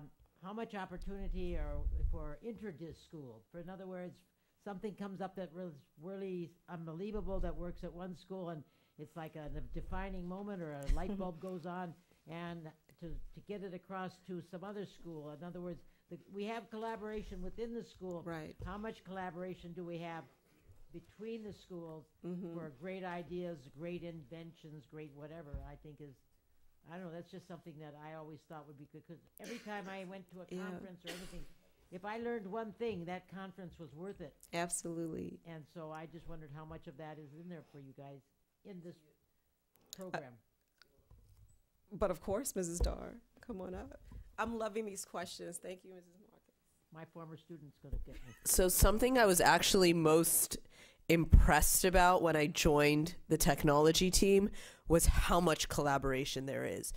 The other coaches, we see each other 2 to 3 times a week for meetings after school, during the day. We have scheduled meetings once a week on Friday mornings. So we're always together for at least an hour to an hour and a half on Friday mornings. And that's precisely what our meetings are about. What's going on at your school? How can I help you out? This was really successful at my school, or this was not successful at my school. Can you guys give me some advice on how I can make it better? So we all just looked at each other and were like, how did we not talk about that? We see each other a lot, we collaborate a lot, and that's what I think has made this team as successful as they are. Thank you. And I just want to make one little point. I loved having the students and showing me what they do. That's something that I've been attending meetings for, I don't know, have more than almost a year now, and this is the first time I've actually seen a student presentation, which I really loved. I enjoyed that more than anything else, and I hope we see more of that. Okay, thank you, Mrs. Hacker. So I'm really glad to hear what Mrs. Dar just finished saying, because I was going to start by saying that, if anything, today has really proven we've seen a wonderful collaboration and support system in place for teachers and instruction through our TOSAs. I think that is not at all, for me, a question or a doubt. I can see that very clearly just based on the testimonials that were shared with the board today. So I'm glad to see that area is well supported and exists in our district. So my questions are more technical. I want to start off with some questions on this presentation over here, the plan and measure of technology investments, page 6 or page 5, I guess. Of the Bright Bites? This one right here. Yes. Okay. Okay. So just by looking at it, and I want to focus on where it says list view benchmarks. Yes, I want to look at the classroom column and focus on that. So just looking at, for example, let's take Beverly Vista. So it says classroom number of is that students? Is that what I'm supposed to assume? The number in the colored box, Ms. Hacker, it's the score. It's the score. Yes. And how did we come up with that score? Because I was looking at what you presented in 2016. The scores are relatively the same. Yeah. So I was wondering, is this like a head count, or just the number of times it actually happens in the classroom? So that number refers to the kind of algorithmic score that Bright Bites compiles based on all the data that stakeholders submit. Okay. So did you say Beverly Vista, for example? Yes. So if you look at the first, if you look at, say, overall, they're at 1099. They went up from the previous year, and you're right. In some cases, it's marginal. In other cases, it's greater. So what we do is look at trends. We're dealing with human beings. We're dealing with change management. So some things are going to experience greater jumps than others. You'll notice, for example, with the IT support, there would be a greater jump. With coaching support, there's a greater jump. With what's happening in the classroom with the 4 Cs, that takes more time, if we're being transparent and straightforward. So you're right. Some areas have experienced, a 1 to 5 point jump, while others experience a greater jump. And that just is correlated to the nature of that particular item. So the question Sure. I had in regards to this is that, let me see if I can put my thoughts together here. As I see those numbers, I guess for me, it really doesn't tell me how the student moves through each. I know that basically we have a core of studies, math, science, English, history. It doesn't tell me where that strength is captured in the daily schedule of a student for Beverly Vista. And the same for the other schools. And that would be important for me to see because that would really tell me, you talk about parity and equity and building that. So the question is not so much about an actual tool, but how that tool is being utilized on a daily basis in each of these, maybe not just only the core classes, but also the elective classes. None of the data that is presented today shows me anything about that. I'd like to know more about that specific, because that really tells us how we are engaging technology and how it's being utilized. So even, for instance, when you tell me that teachers are using it, my first question is, so let's take Hawthorne. How many teachers in first grade are actually utilizing technology? I know the support is there, but how many of the first grade teachers are using it? Second, third, is it consistent? Is there lesson plans? And to the question or to the comment that Mrs. Walker-Schumann, did I say that right? Yes, Ms. Walker-Schumann on the flip classes. Before we go into flip classes, because I've already had questions from parents saying, well, what does that really mean? Does that mean that there's just no homework and the homework's going to be done in the class? I have no way of knowing what conceptually you're all thinking about, but that has to come to the board because we give direction. We are the ones that give direction on how instruction happens here in this district. That's part of the vision that the board is, charged with having responsibility on. So I like to understand, if you're going to go that route, what does that look like for accountability? What does that look like? Is it uniform? If an English teacher has that flipped classroom, does that opportunity exist then for the other English teachers for 9th grade, for 10th grade, 11th? What are we looking at? Because it should be consistent so that we avoid getting into situations where there's lack of parity and equity again. So I hope that's helpful as you come back to us, but I definitely am looking for the data points of what does it mean? I mean, I see some scores going up, some are consistent. You're saying that some of it does develop over time, and I understand that. But I went back and looked at 2016, the report that you shared with us in 2016. And so I looked at the top 3 professional learning topics of choice that were captured in that presentation. And so I guess you asked, teachers express interest in the following educational technology professional development topics. Now, interestingly enough, in 2016, you gave us only 3 areas. I couldn't find 4th, 5th, and 6th. It was just 1st, 2nd, and 3rd. I'm not sure why. But in this instance, you went further and you actually captured data for 1st, 2nd, 3rd, and 4th, and 5th, and 6th. So I'm only going to talk to the 3 that because I went back and compared it. So online, there was an interest for first grade teachers. 54% of them said they wanted online tools for critical thinking. And looking at what you presented today, that has only increased 2%. It's 56% today. For 2nd grade, 2 years ago, you told us that they wanted to see more multimedia skills developed. And so that has been a significant increase with 61%. So 11% increase from 2 years ago. But in the other category, in 3rd grade, online collaboration, there was a 42% interest. And today, the PD interest is 45%. So it pretty much is gauged consistently across the board since 2 years. I would be interested in seeing, since you brought up the other categories in the other grades, what those interests were in those grades 2 years ago, because I couldn't find that in the presentation. Okay. So that's that. I went back and looked at the other question that was posed at the end of that presentation, which I thought was really telling. You actually asked, what are the next steps? And I guess there was a model that one of the goals was to have a model the use of webinars to inspire teachers. I think you've touched on that a little bit today, and that is continuing. And I would say that sounds like that's a strength of the program. Again, in large part due to the BHUSD, the use of devices, built-in tools, and programs. I mean, I wonder, how have we done in that regard? Specifically, how many teachers are using it? How many students are actively being, having an experience in the classroom? So I really want numbers. I want to know conceptually, I know we want this. I know there's a lot of theory behind this. I want numbers. I want to know how many teachers are actually, and this goes back to, I guess, when you talked about Schoology, I had asked you how many teachers are actually taking advantage of the opportunities, and you explained that you really do a lot of labor putting it out there, and teachers are, you communicate, but it's really up to them to take advantage of the program or not. For the pilot phase. For the pilot. Not for the district-wide rollout. So is this mandatory for all the teachers, all of the... The one-to-one rollout, Mrs. Hacker?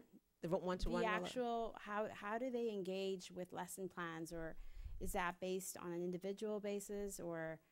You asked me some really rich questions, so let me start with this. So from reports from our TOSAs and from the site administrators, the vast majority of teachers are integrating technology. We do have some teachers who are not. And that's why we were talking, and this goes back to Ms. Walker-Schumann's point around accountability. If as a district we've made a decision that integrated technology, purposeful, meaningful integrated technology is what's expected in our classrooms, that's what we have to support our teachers in getting to. So to directly answer your question, the integration of technology in our district is expected. And then this is where our department is a support department. This is where we work very closely with the site administrators. Speaking as a former one, it is the site administrator's responsibility to support their teachers in the accountability piece. We give them the tools. I give the site administrators the training to do just that. But we work with our site administrators as part of that feedback loop to ensure that our teachers are accountable for integrating it. I really want to emphasize purposefully and meaningfully.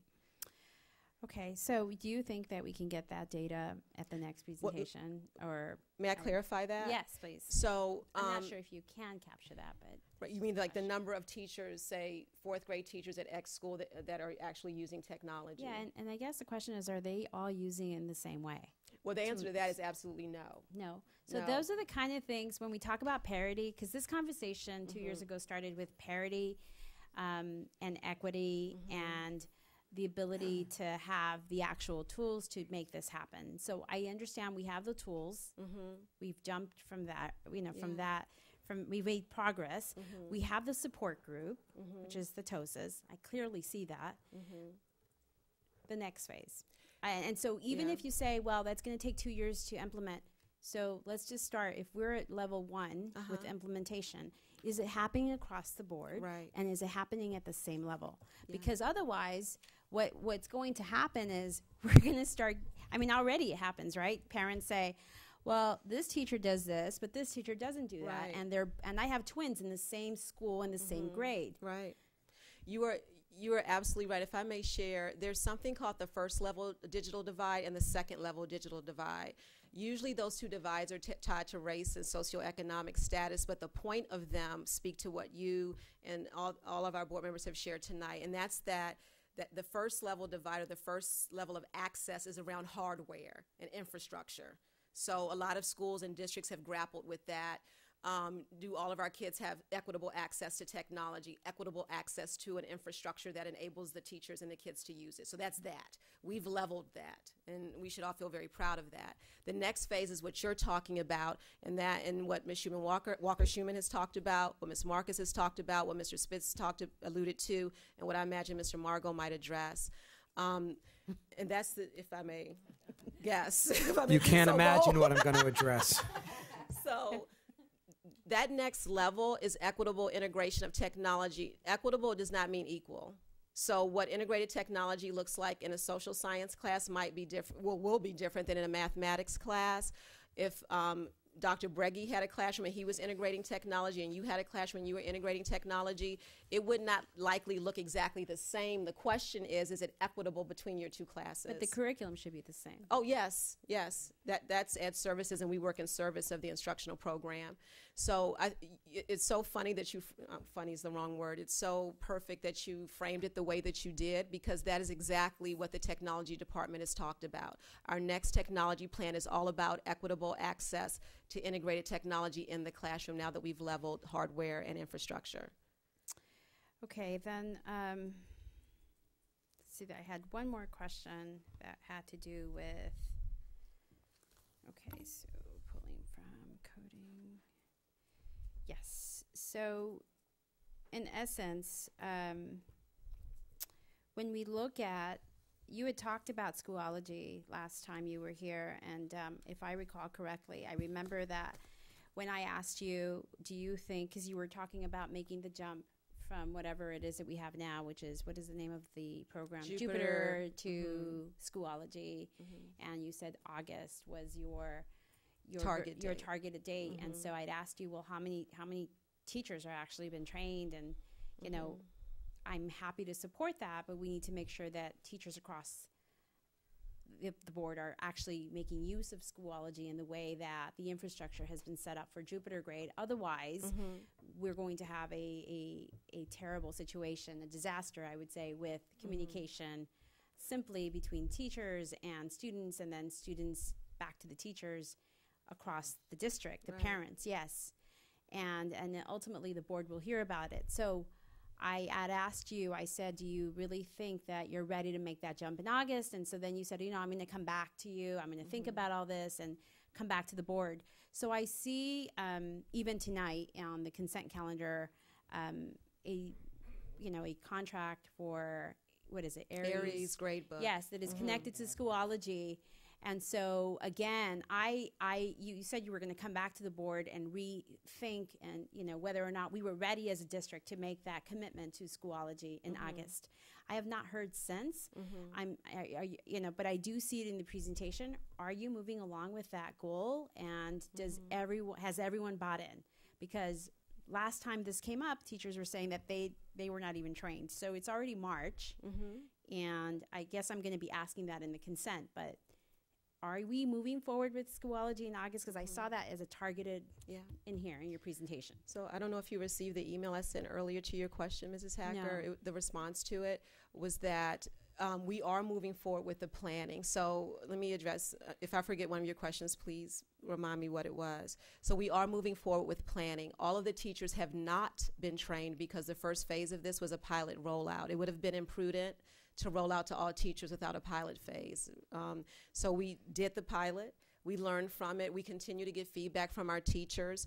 The feedback has, largely been positive except for the gradebook function. And as I shared in my update, that is the area that we're all most concerned about.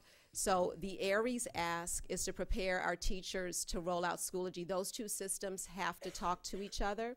We've worked with Mr. Seaman and the principals to establish professional development dates, as indicated in the description for the Aries ask. We have all of the high school teachers on, April 17th, 19th? To prepare, Aries is to prepare them for the Schoology rollout. We have the K-8 teachers on what dates, you guys, like March 13th and April something, three Wednesday meetings. So we do have a plan for that, training. I don't want to get in the way of what you're trying to achieve with Schoology. My question for you is it realistic? Is August really going to happen 100%? 100% where every student is going to be communicating with their teacher, because now we don't have Jupiter grades, or are we taking Jupiter away? We're not taking it offline until Schoology is fully operational. So so then I'm confused, because what is that August deadline then? What are you trying to achieve then in the August deadline? The August deadline, if we are able to roll out, would be the start of the transition to Schoology. So again, with change management, it would be incredibly imprudent to pull Jupiter offline without a transition period. It would be unfair to our teachers. It would not create a legacy system or backup just in case something did happen. We don't expect it to once we work all of this out, but it would be very foolish not to have the legacy system still in place. So what we expect in August is a differentiated rollout by level, by grade level, department, and or school level. So Schoology rollout will look differently in TK1 than it does in 2-3, than it does in 4-5, than it does in 6-8, than it does in 9-12. So much like our one-to-one rollout, we stagger the rollout based on the level. So when you say, with 100% certainty, I cannot say that. My concern is really the high school, because as a parent and all three, and having kids in all those grades, I will tell you that the level of communication at the high school level is probably every day with every teacher, between the student and the teacher, on multiple levels, not just homework, classwork, assignments, communication, over and over. So what I don't want is to have a negative on the students where they have to communicate on two different platforms with different expectations and maybe possibly with the same teacher.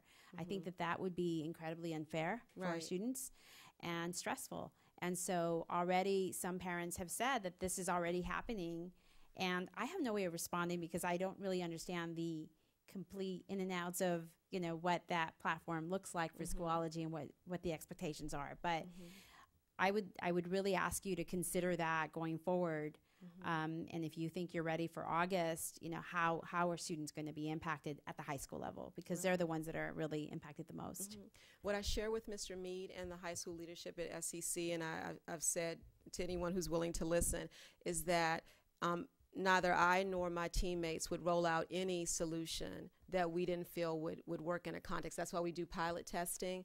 That's why we get feedback from teachers. So if we get to the point where we're not confident with what the rollout is going to look like, we'll delay it a semester. So there's no way. I was a teacher, I was a principal. There is no way that I would roll out a solution that wasn't going to work for kids and teachers. There's no way. Okay, great. Thank you. Thank you. Okay, thank you, colleagues. Mr. Spitz, am I going to be going back to you after my comments, or were you done? Just briefly. Okay. So a lot has been said, and we have, fortunately dominated a board meeting with kind of educational conversation, which is always a good thing. So a couple of my things, I was speaking to my mother-in-law last night, who was an avid CNBC watcher, and saying, the whole marketplace is shifting. Jobs are shifting into a kind of a technology, coding, engineering type world. And she asked me, what are you guys doing about that, right? So I said, well, we offer STEM. We are extending that down to lower grades. We are starting maker spaces. We are doing classes in the high school for coding, or I thought we were. It comes and goes, right, depending on staff availability. But this whole idea of technology can be looked at as, first of all, an aid for learning, right? That's one aspect, and I'll get back to that for a second. But to have students feeling comfortable enough with that world that they may more easily consider a career path in that direction, which could be a very lucrative career path, by the way. We had try to balance as a school district our offerings for students in the arts and athletics and humanities, and stuff like that. And we now have to take this technology component more seriously. It's become something that you can't just turn away from. So there's that investment point. Something that was talked about how is staff implementing, right? And what kind of metrics do we have to make sure they're implementing? Somebody had said there were a couple of, I think, teachers that brought up the example that they had students that had a hard time accessing the curriculum, and they found that by doing it through the technology, they were able to succeed. And I think that that's something that is the biggest question to ask, is not what teachers are implementing the technology, what students can benefit as far as accessing curriculum, and are they being given the opportunity? That's really the drill down. That's the question I would want answered, that and I know from personal experience that it can change how effective a student can learn just by exposing them to something simple as an online class. It changes the pace at which a child can learn, which sometimes the classroom setting is not successful for certain students. And all of a sudden now they're comfortable with the material and with the way they're accessing it. So I think that's, and this is from all grades. So I think that's an important question as you look into who is implementing. It's which students are benefiting from the implementation, and those are the ones that we want to make sure do not slip through, and that may help determine, in the future, at least the immediate future, until everybody is kind of servicing the program at the level you want it to be, that class placements can be looked at with certain students, and knowing that this student will benefit better from an instructor that can allow the student to access the curriculum through the technology, whereas maybe this particular teacher wouldn't be as beneficial for that student. And I think it's a better way for us to start thinking about how we holistically look at the program. I had some of the same concerns about Schoology. We had kind of with your piloting, we kind of put the brakes on everything, if I remember, and I think it was maybe come back to us in April or something with a report on that. So I assume maybe that'll follow, and I don't want to jump ahead of myself. But my concern is the grade book, which you noted. That's a big concern. Yes. So the question is, are there better systems out there for us that may help us? Are we so married to Schoology that we're not looking elsewhere? Because eventually, I assume the goal is to be on one system. Exactly. Jupiter Grades and Aries goes, correct? Aries stays because of the state compliance piece, but the teachers don't. Okay. Yeah, they don't deal with it as much, Mr. Margot. So there's no other systems out there that will comply with the state piece, and so we can go in all-in-one system. That's a great question. The SISs and LMSs are in two different categories, so it's we don't know of a system that marries both. Okay, so that's a very good answer. So Aries is going to stay regardless. Yes. It's Jupiter Grades that we're going to shift out. So if then it gets us back to the grade book, and then does Schoology serve the K-5 as well as it does the 6-8 in high school, or is it better for one and not the other? And then do we need to, really take a close look at that? Because before we commit long-term to something that is tripping us up in the pilot phase, we have to, and that's what it sounds like is happening. We need to really make sure. And if it winds up being that it's just not possible to have one system that's a cure-all, then maybe that's the issue. Then the elementary schools have to go on a different system, or the other, whatever suits it best. I can't speak for that, but I just want to make sure that as we move forward and you come back to us and get approvals, and then we're looking at the item on the consent calendar tonight for the training. Well, I don't know if we should be investing in the training if there's a problem, and we may not be staying with it. So I'm very concerned about that. So I'll leave my comment there, and we can address it either when the item comes up, or you can talk about it now. If I may talk about it now, Mr. Margot, Sure. I really appreciate what you're saying. So full transparency, the tech department and the teachers with whom we've been working, we are very concerned about the grade book piece with Schoology. That's the holdup. Everything else is like set, but it is the thing that a different side of my personality has had to come out when I deal with Schoology, because they make commitments to us that they need to deliver on. If they don't deliver on them, then we'll act accordingly and come back to Dr. Breggy and the board to terminate or whatever we need to do. You know what? I'm happy to hear that, because that's the point of a pilot period, and I'm glad that we're doing it at the pace where we can get the bugs out early and not try to sneak something in under the wire. And I appreciate the transparency of this. Everybody supported making that happen. I'm sorry I interrupted, but it's kind of a different practice than what we're used to, and just adopting something because for whatever reason we heard it would be good or whatever. This is really being done cautiously, and I appreciate that, because there's an understanding of the time and effort and resources that are being put into it, so you want it to succeed. Thank you. So, thank you. The Aries piece, Aries is our, for lack of a better word, reservoir of records. So whether we go with Schoology or work things out with Schoology or not, we need to do the Aries piece. Do you guys agree with that? So because Aries actually has a grade book function, and they are the state recognized record system, we should proceed, I recommend, as Director of Technology, that we proceed with the Aries training regardless. It would stand on its own. We can discuss that when we get there, but because it is a agendized item, so we'll come back to it, and we can jump into that, which we'll be getting soon. Let me go back to Mr. Spitz for his final thoughts on this. I hope final thoughts. Thank you. Our final thoughts. Mrs. Lucas, the report contains many references like empowered learner, knowledge constructor, global collaborator. Some of those are kind of confusing to me. Yes, sir. And of concern, too, because, for example, knowledge constructor. Yes. I've read a little about a reform movement in education called constructivism, in which students are encouraged to make up their own meanings, their own ideas, their own knowledge.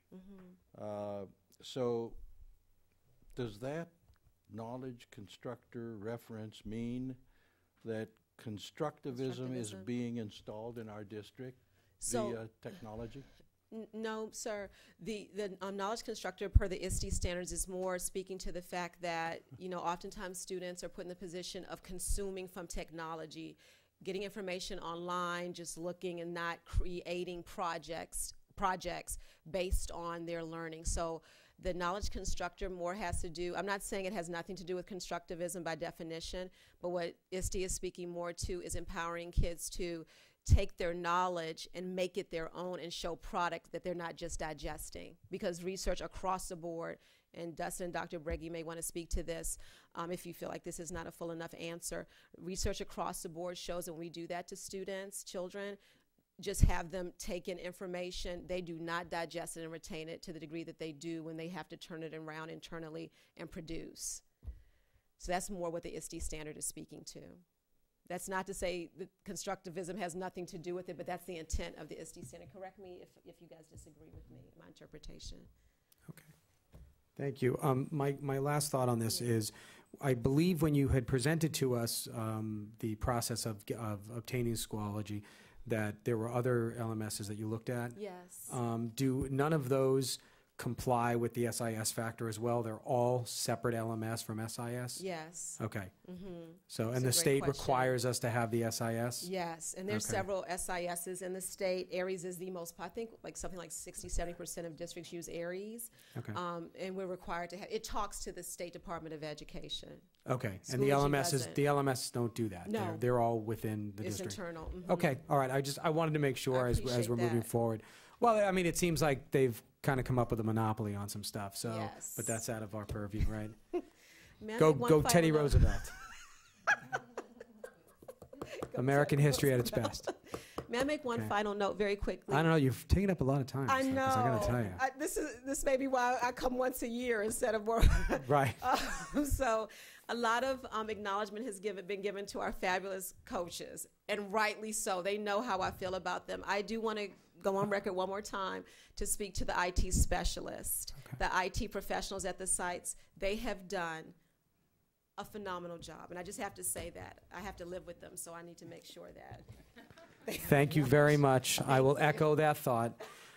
Okay, colleagues, that was quite the robust presentation, and I'm really glad that we got our questions out and our concerns for the department. Okay, we are going to move to the consent calendar.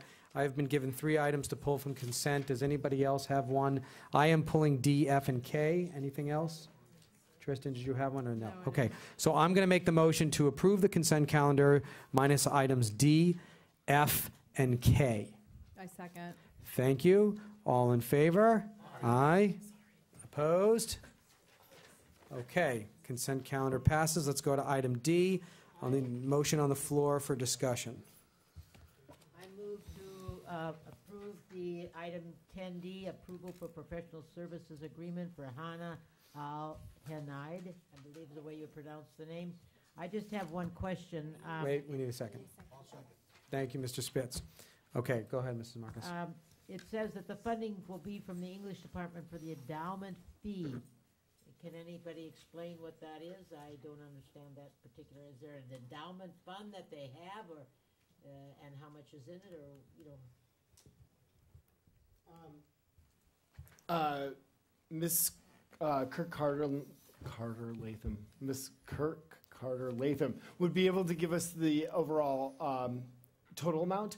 There was a former BHHS English department teacher that had passed away many, many years ago and had left an endowment back to be able to support some of the innovation, like the support of the advanced placement courses and stuff.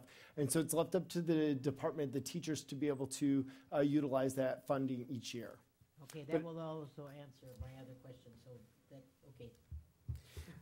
And actually, thank you, Mrs. Marcus, for pulling this, because I did want to ask, and I had it in my notes, and I forgot to pull it, was the primary focus, it says, is on correcting grammar and syntax. What I just want to make sure is that we are not enabling the students not to do that, right?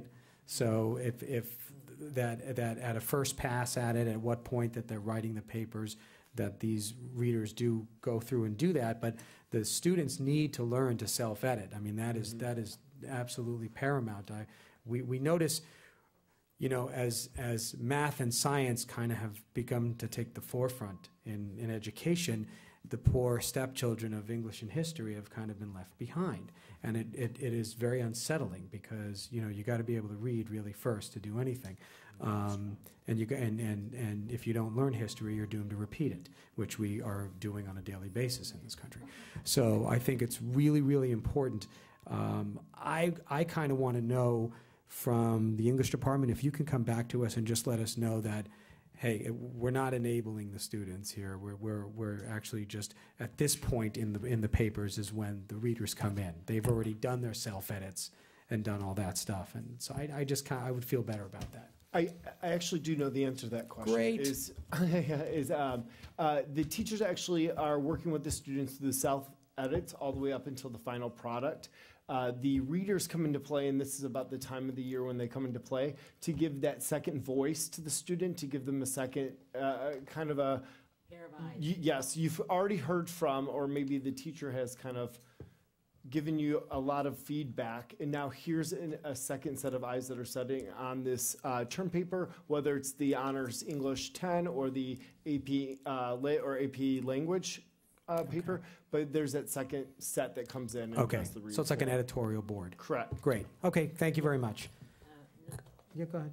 Maybe we could amend the motion to include the item, I think, the next one that I brought up, which is the same one and the same reason, just a different amount of money, if you want to amend that motion, or you want to just do that one separately. You can, you made the motion? So okay, but I need someone. Right. So you can make a friendly amendment, and then I think Mr. Spitz has to agree. To include item F, X10F, because that's the same situation. Okay. Okay, I accept the amendment. Okay. So we are now voting on items 10D and 10F. Any other questions? All in favor?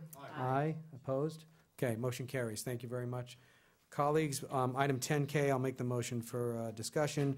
I'll second. To apply. Look at you, Speedy. I got to make the motion first. You don't know, I could have made any motion. I move that Rochelle buys everybody dinner. See, there you go. You just seconded that. Okay, I'm going to make a motion to approve the Aries software and service proposal. I will second that motion. Thank you very much, Mrs. Marcus. Okay, so now, Ms. Lucas, see if there's any other questions my colleagues had on this item. Isabel, did you want to start? You want to start? No. Go ahead. Unless one didn't. Okay, yes? Go ahead. So I guess I kind of already asked the question. So I'm just going to go based on, my question. I asked today, but I'm sorry I wasn't home, so I did not see the. That's okay. I've had a busy day, but here it is. It says on the narrative there on the transmittal, it says that over the course of the year, the district provide a variety of professional development services to staff in preparation for the gradebook component of Schoology rollout. It is necessary to prepare teachers for a coherent transition. At this time, the board is asked to approve the attached Aries software and services proposal towards Aries training programs to the staff over the staff professional development meetings for the cost of $15,000. So I guess my question came about because of Schoology, because as I mentioned earlier in your last presentation, you were going to come back to the board and kind of give us an overview of where you were with Schoology and the huge undertaking of transitioning from Jupiter to Schoology. So I heard a few other things later after Noah was speaking to you. Noah, do you have any other questions? I did. It says that the cost for this is split between Ed Services and the Tech General Fund. And what I'd like to know is this previously budgeted? From the tech budget, it wasn't previously budgeted for Aries, Mr. Margot. It's being taken out of our professional development pot that you guys approved. So it is part of an approved budget? Yes, okay. Yes. And then what about the other? Correct. For Ed Services, it's coming out of Title II, which is about our teacher preparation. Which great. It's part of it falls on our April 19th Professional Development Day. Nope, that's great. I just didn't want to, So I guess the question still lies: Is this in preparation for Schoology, or are you? Seems like Aries. It's in preparation. Well, but that's not what it says here. I know. Just going back right. To It's But It is in prep for Schoology because as of right now, that's our adopted LMS. If for whatever reason we don't end up going with Schoology, we still need to do the Aries piece because it's the grade book of a record. Okay, so then to what Mrs. Hacker is asking, if we commit to the 10 professional development sessions that are listed on in the attachment, are those, and I think they're going to be scheduled in, was it April 19th? April? We're Okay. using 5, so we're using 5 of the blocks For Aries. For Okay. high school. We're using 1 next week with our tech lead teachers to Right. help teach the other teachers their school, and we're saving some for the next school year. But are we committing any of those to Schoology if we're not going to be moving forward with Schoology? No. Okay. No, they're all like Aries. They're all Aries self-contained, if that makes sense. They're not. Yeah, the tethered to Schoology. train. What I'm understanding is the Yeah. training that Aries, because the document is from Aries, not Yes, Schoology. right. The training is to train faculty on Aries, not on Schoology. Correct. That you were assuming at the time when the transmittal was written that Schoology would be the LMS of choice. That may not be the case. So it's even though we are still approving the same document from Aries, perhaps the transmittal technically is not 100% correct because Schoology is only if implemented. Correct? Yes, yes. Okay. I will say, and to Ms. Hacker's point, if you all want me to come back sooner than April, even after this long presentation, I promise it would only be 15 minutes because it's one topic. No. I will come back sooner than April, but as of right now, Schoology is where they do not want to lose Beverly Hills. Right. So Right, so they're working with you to Oh, try to solve the yes. grade book. No, I Yes. understand that. I think what we need to know is we'd like a report once those issues have been solved. Yes. I think that Yes. whenever that happens, then you will come back to us. Okay, that's Okay, exactly because what there's we're nothing to planning. report until, or if it's not solved Right. and you have to move to a different LMS, you'll come back to us regarding Exactly. that. Great. Okay, colleagues? Did she go out to get us dinner? Okay, all right. So I'm just Go going to ahead. ask that the record reflect that in the notes or in the minutes that, because it does say Schoology here. It says in preparation. The reason I pulled it was because it's attached to this Right. concept of Schoology. And it is. I mean, You say because it's as of right Aries. You now, say it's more like Aries. it is, but it is. Let me try to explain a The- different way. The because- actual, I pulled up the actual document, okay? The Yes. Aries Software and Services proposal says nothing about Schoology. Right. The actual document. So I think what needs to be clarified, and it's part of your rationale, but it's Yes. actually technically not part of what we're voting on. We're not voting on anything Schoology-based. It just happened to be a word dropped in the rationale part of the transmittal. So so we can vote kind of conscious clear that we're doing it on Aries only. Right. I'm That's- just saying that the minutes should reflect that it's only based on Aries. That's Yeah, I'm to comfortable with avoid that. confusion, I'm that's a good comfortable with idea. that. So Okay. if in the notes, Ms. Kraushauer, we can note that as part of the discussion. Okay? Okay. Okay, terrific. All in favor? Aye. Great, thank you, colleagues. Moving on, superintendent's report. Yeah, I'll be quick as we're going on 12 and a half hours. I do want to just reflect back to the experience that we had with Every 15 Minutes. It was just a remarkable experience.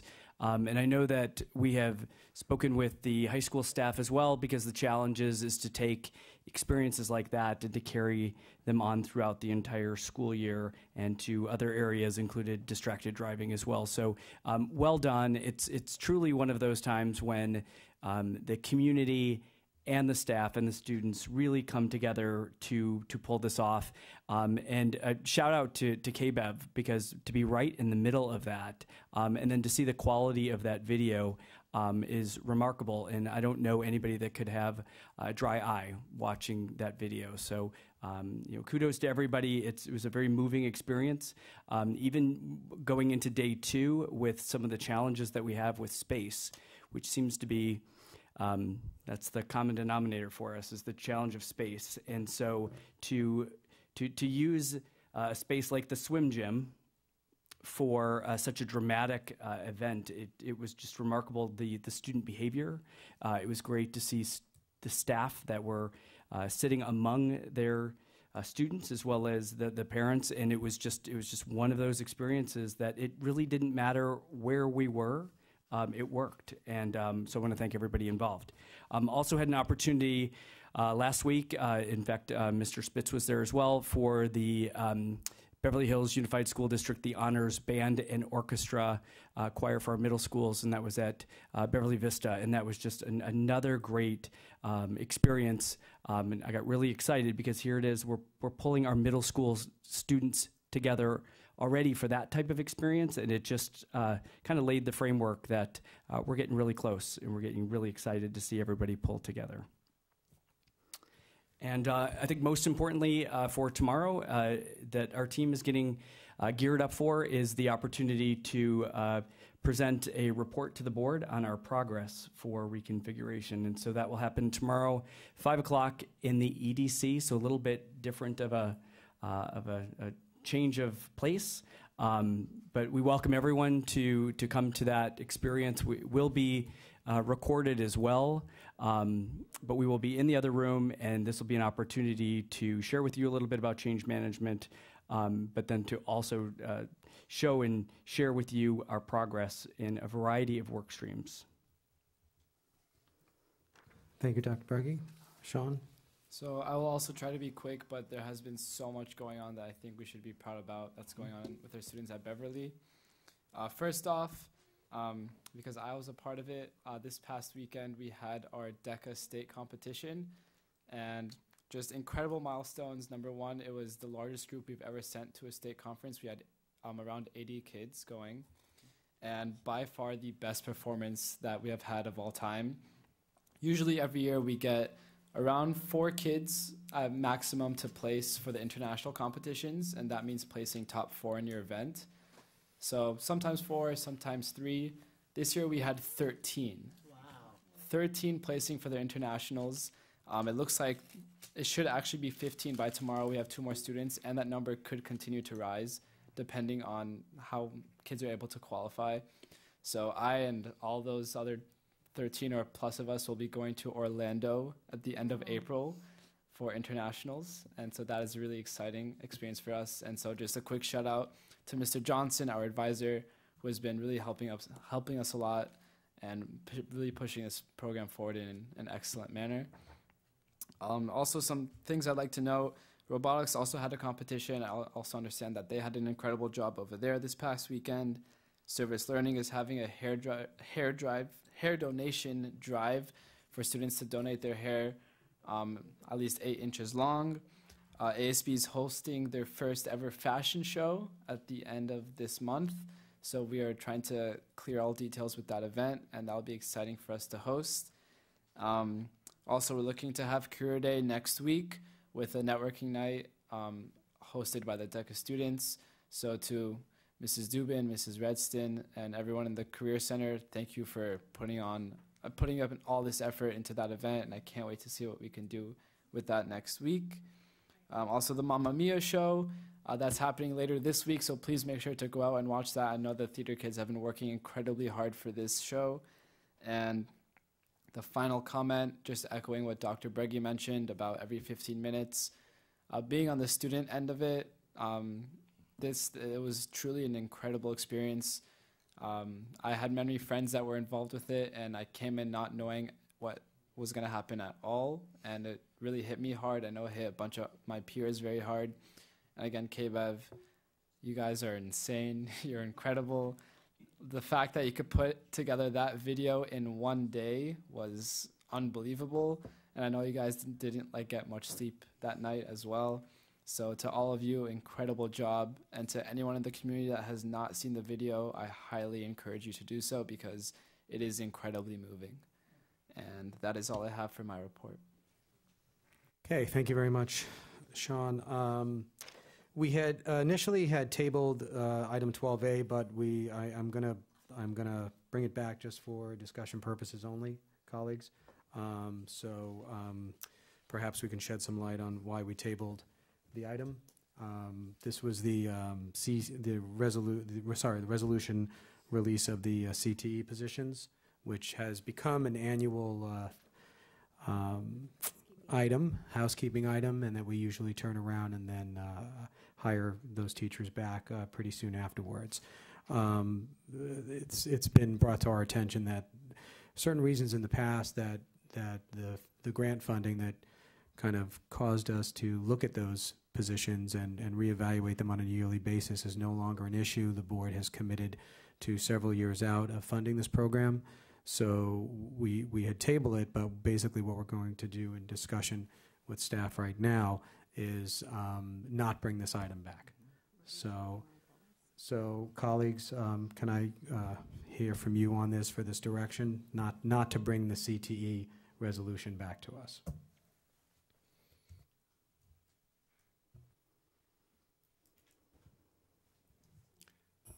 I favor not bringing it back, yes. I agree. I agree. I happily agree. Okay. So with that direction, Dr. Breggy, and your support in this, we are going to break the trend that has plagued a few people for many, many years, and we will reevaluate this next year. So the CTE positions will stay intact, won't be released. There won't be a hiring back process. We are letting them stay intact. Is that the correct? We are so thrilled. So on behalf of the cabinet, and I know our CTE teachers appreciate that very much. There's been a lot of back and forth, and I think this is a way that we can provide the respect that's due to them, and now we have a longer time to look at a solution. Thank you. Okay, excellent. Communications from board members. Anything, colleagues? Just hope everyone has a great week, and that's all. Thank you. I just want to echo what Superintendent Breggy said a little bit earlier about tomorrow's study session event. It's from 5 p.m. to 8. So if anybody is still watching us on television, I want to tell you that this is the initial opportunity for the board to exercise oversight of the planning to date for reconfiguration, with two areas of exception. We will not be reviewing yet traffic control, and we will not be reviewing yet construction and movement of relocation of equipment and furniture and supplies. With those two exceptions, we will be reviewing all the planning to date for reconfiguration. It's going to be an important meeting. Thank you. Thank you, Mr. Spitz. Ms. Walker-Schuman? Thank you. As it's getting late, I'm going to try and keep it short as well. I just want to recognize the amount of work that is consistently being done by the district, by the cabinet, by the staff, the participation of the students and the administrators. Sometimes we take strides and sometimes we make baby steps, but in every day that we will all come to work in this district, really not me, I don't want to include myself in that, I'm not really doing anything, but you find people are moving forward and not getting deflected, and you're keeping your focus, and I am so incredibly impressed and thankful to have you at the helm of this massive monumental change. So I just want to thank everyone involved. It's not for the faint of heart, and to have the fortitude to continue with it day after day after day is really remarkable. So thank you. Thank you. Mrs. Marcus? I just would like to add to the every 15 minutes program that we had this week. I couldn't believe the amount of work and the amount of time and effort that was put into making that such a deep, deep, meaningful program. And I just hope that it will be as successful as the time. I know they planned it for about a year. They've been working on it for a year. And I have to tell you, I was very impressed by it. I was sitting next to a lady who was actually crying during the movie and during the presentation in the swim gym. I was very, very touched by the whole program.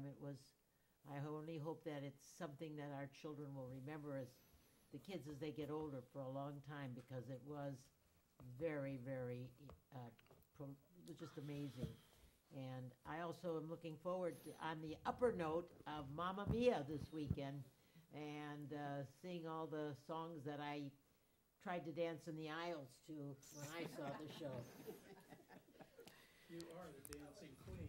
Thank you. I don't want to be redundant, but I agree with everything that has been said, and I just ditto everything that that they've said. So I am going to go see Mamma Mia. I enjoyed, or I thought the presentation for every 15 minutes was just amazing and powerful, and just really makes a mark, I think, for anyone watching or learning from that experience. So I'm being redundant. So see you over tomorrow. Thank you. Well, thanking people and acknowledging people, I don't think is redundancy, so I appreciate my colleagues' comments on that. Every 15 minutes is the volunteers for that need to be recognized, for those that put this together and come together, but also how it's an event that unifies the city, the police, the fire, the schools. Those are always constantly the three pillars of what makes a community great, and all of them coming together for every 15 minutes is another example of that. So I appreciate everybody's time and effort in pulling that off. I was remiss, and I apologize at the beginning of the meeting. I did want to take a moment of silence for a former graduate of ours who passed away last week, a gentleman named Sam Kolko. So if we can just take a quick moment of silence in honor of a family that's had several children in this district, has been a part of this district, the athletic programs, and so many parts of it. If we just take a quick moment in his memory.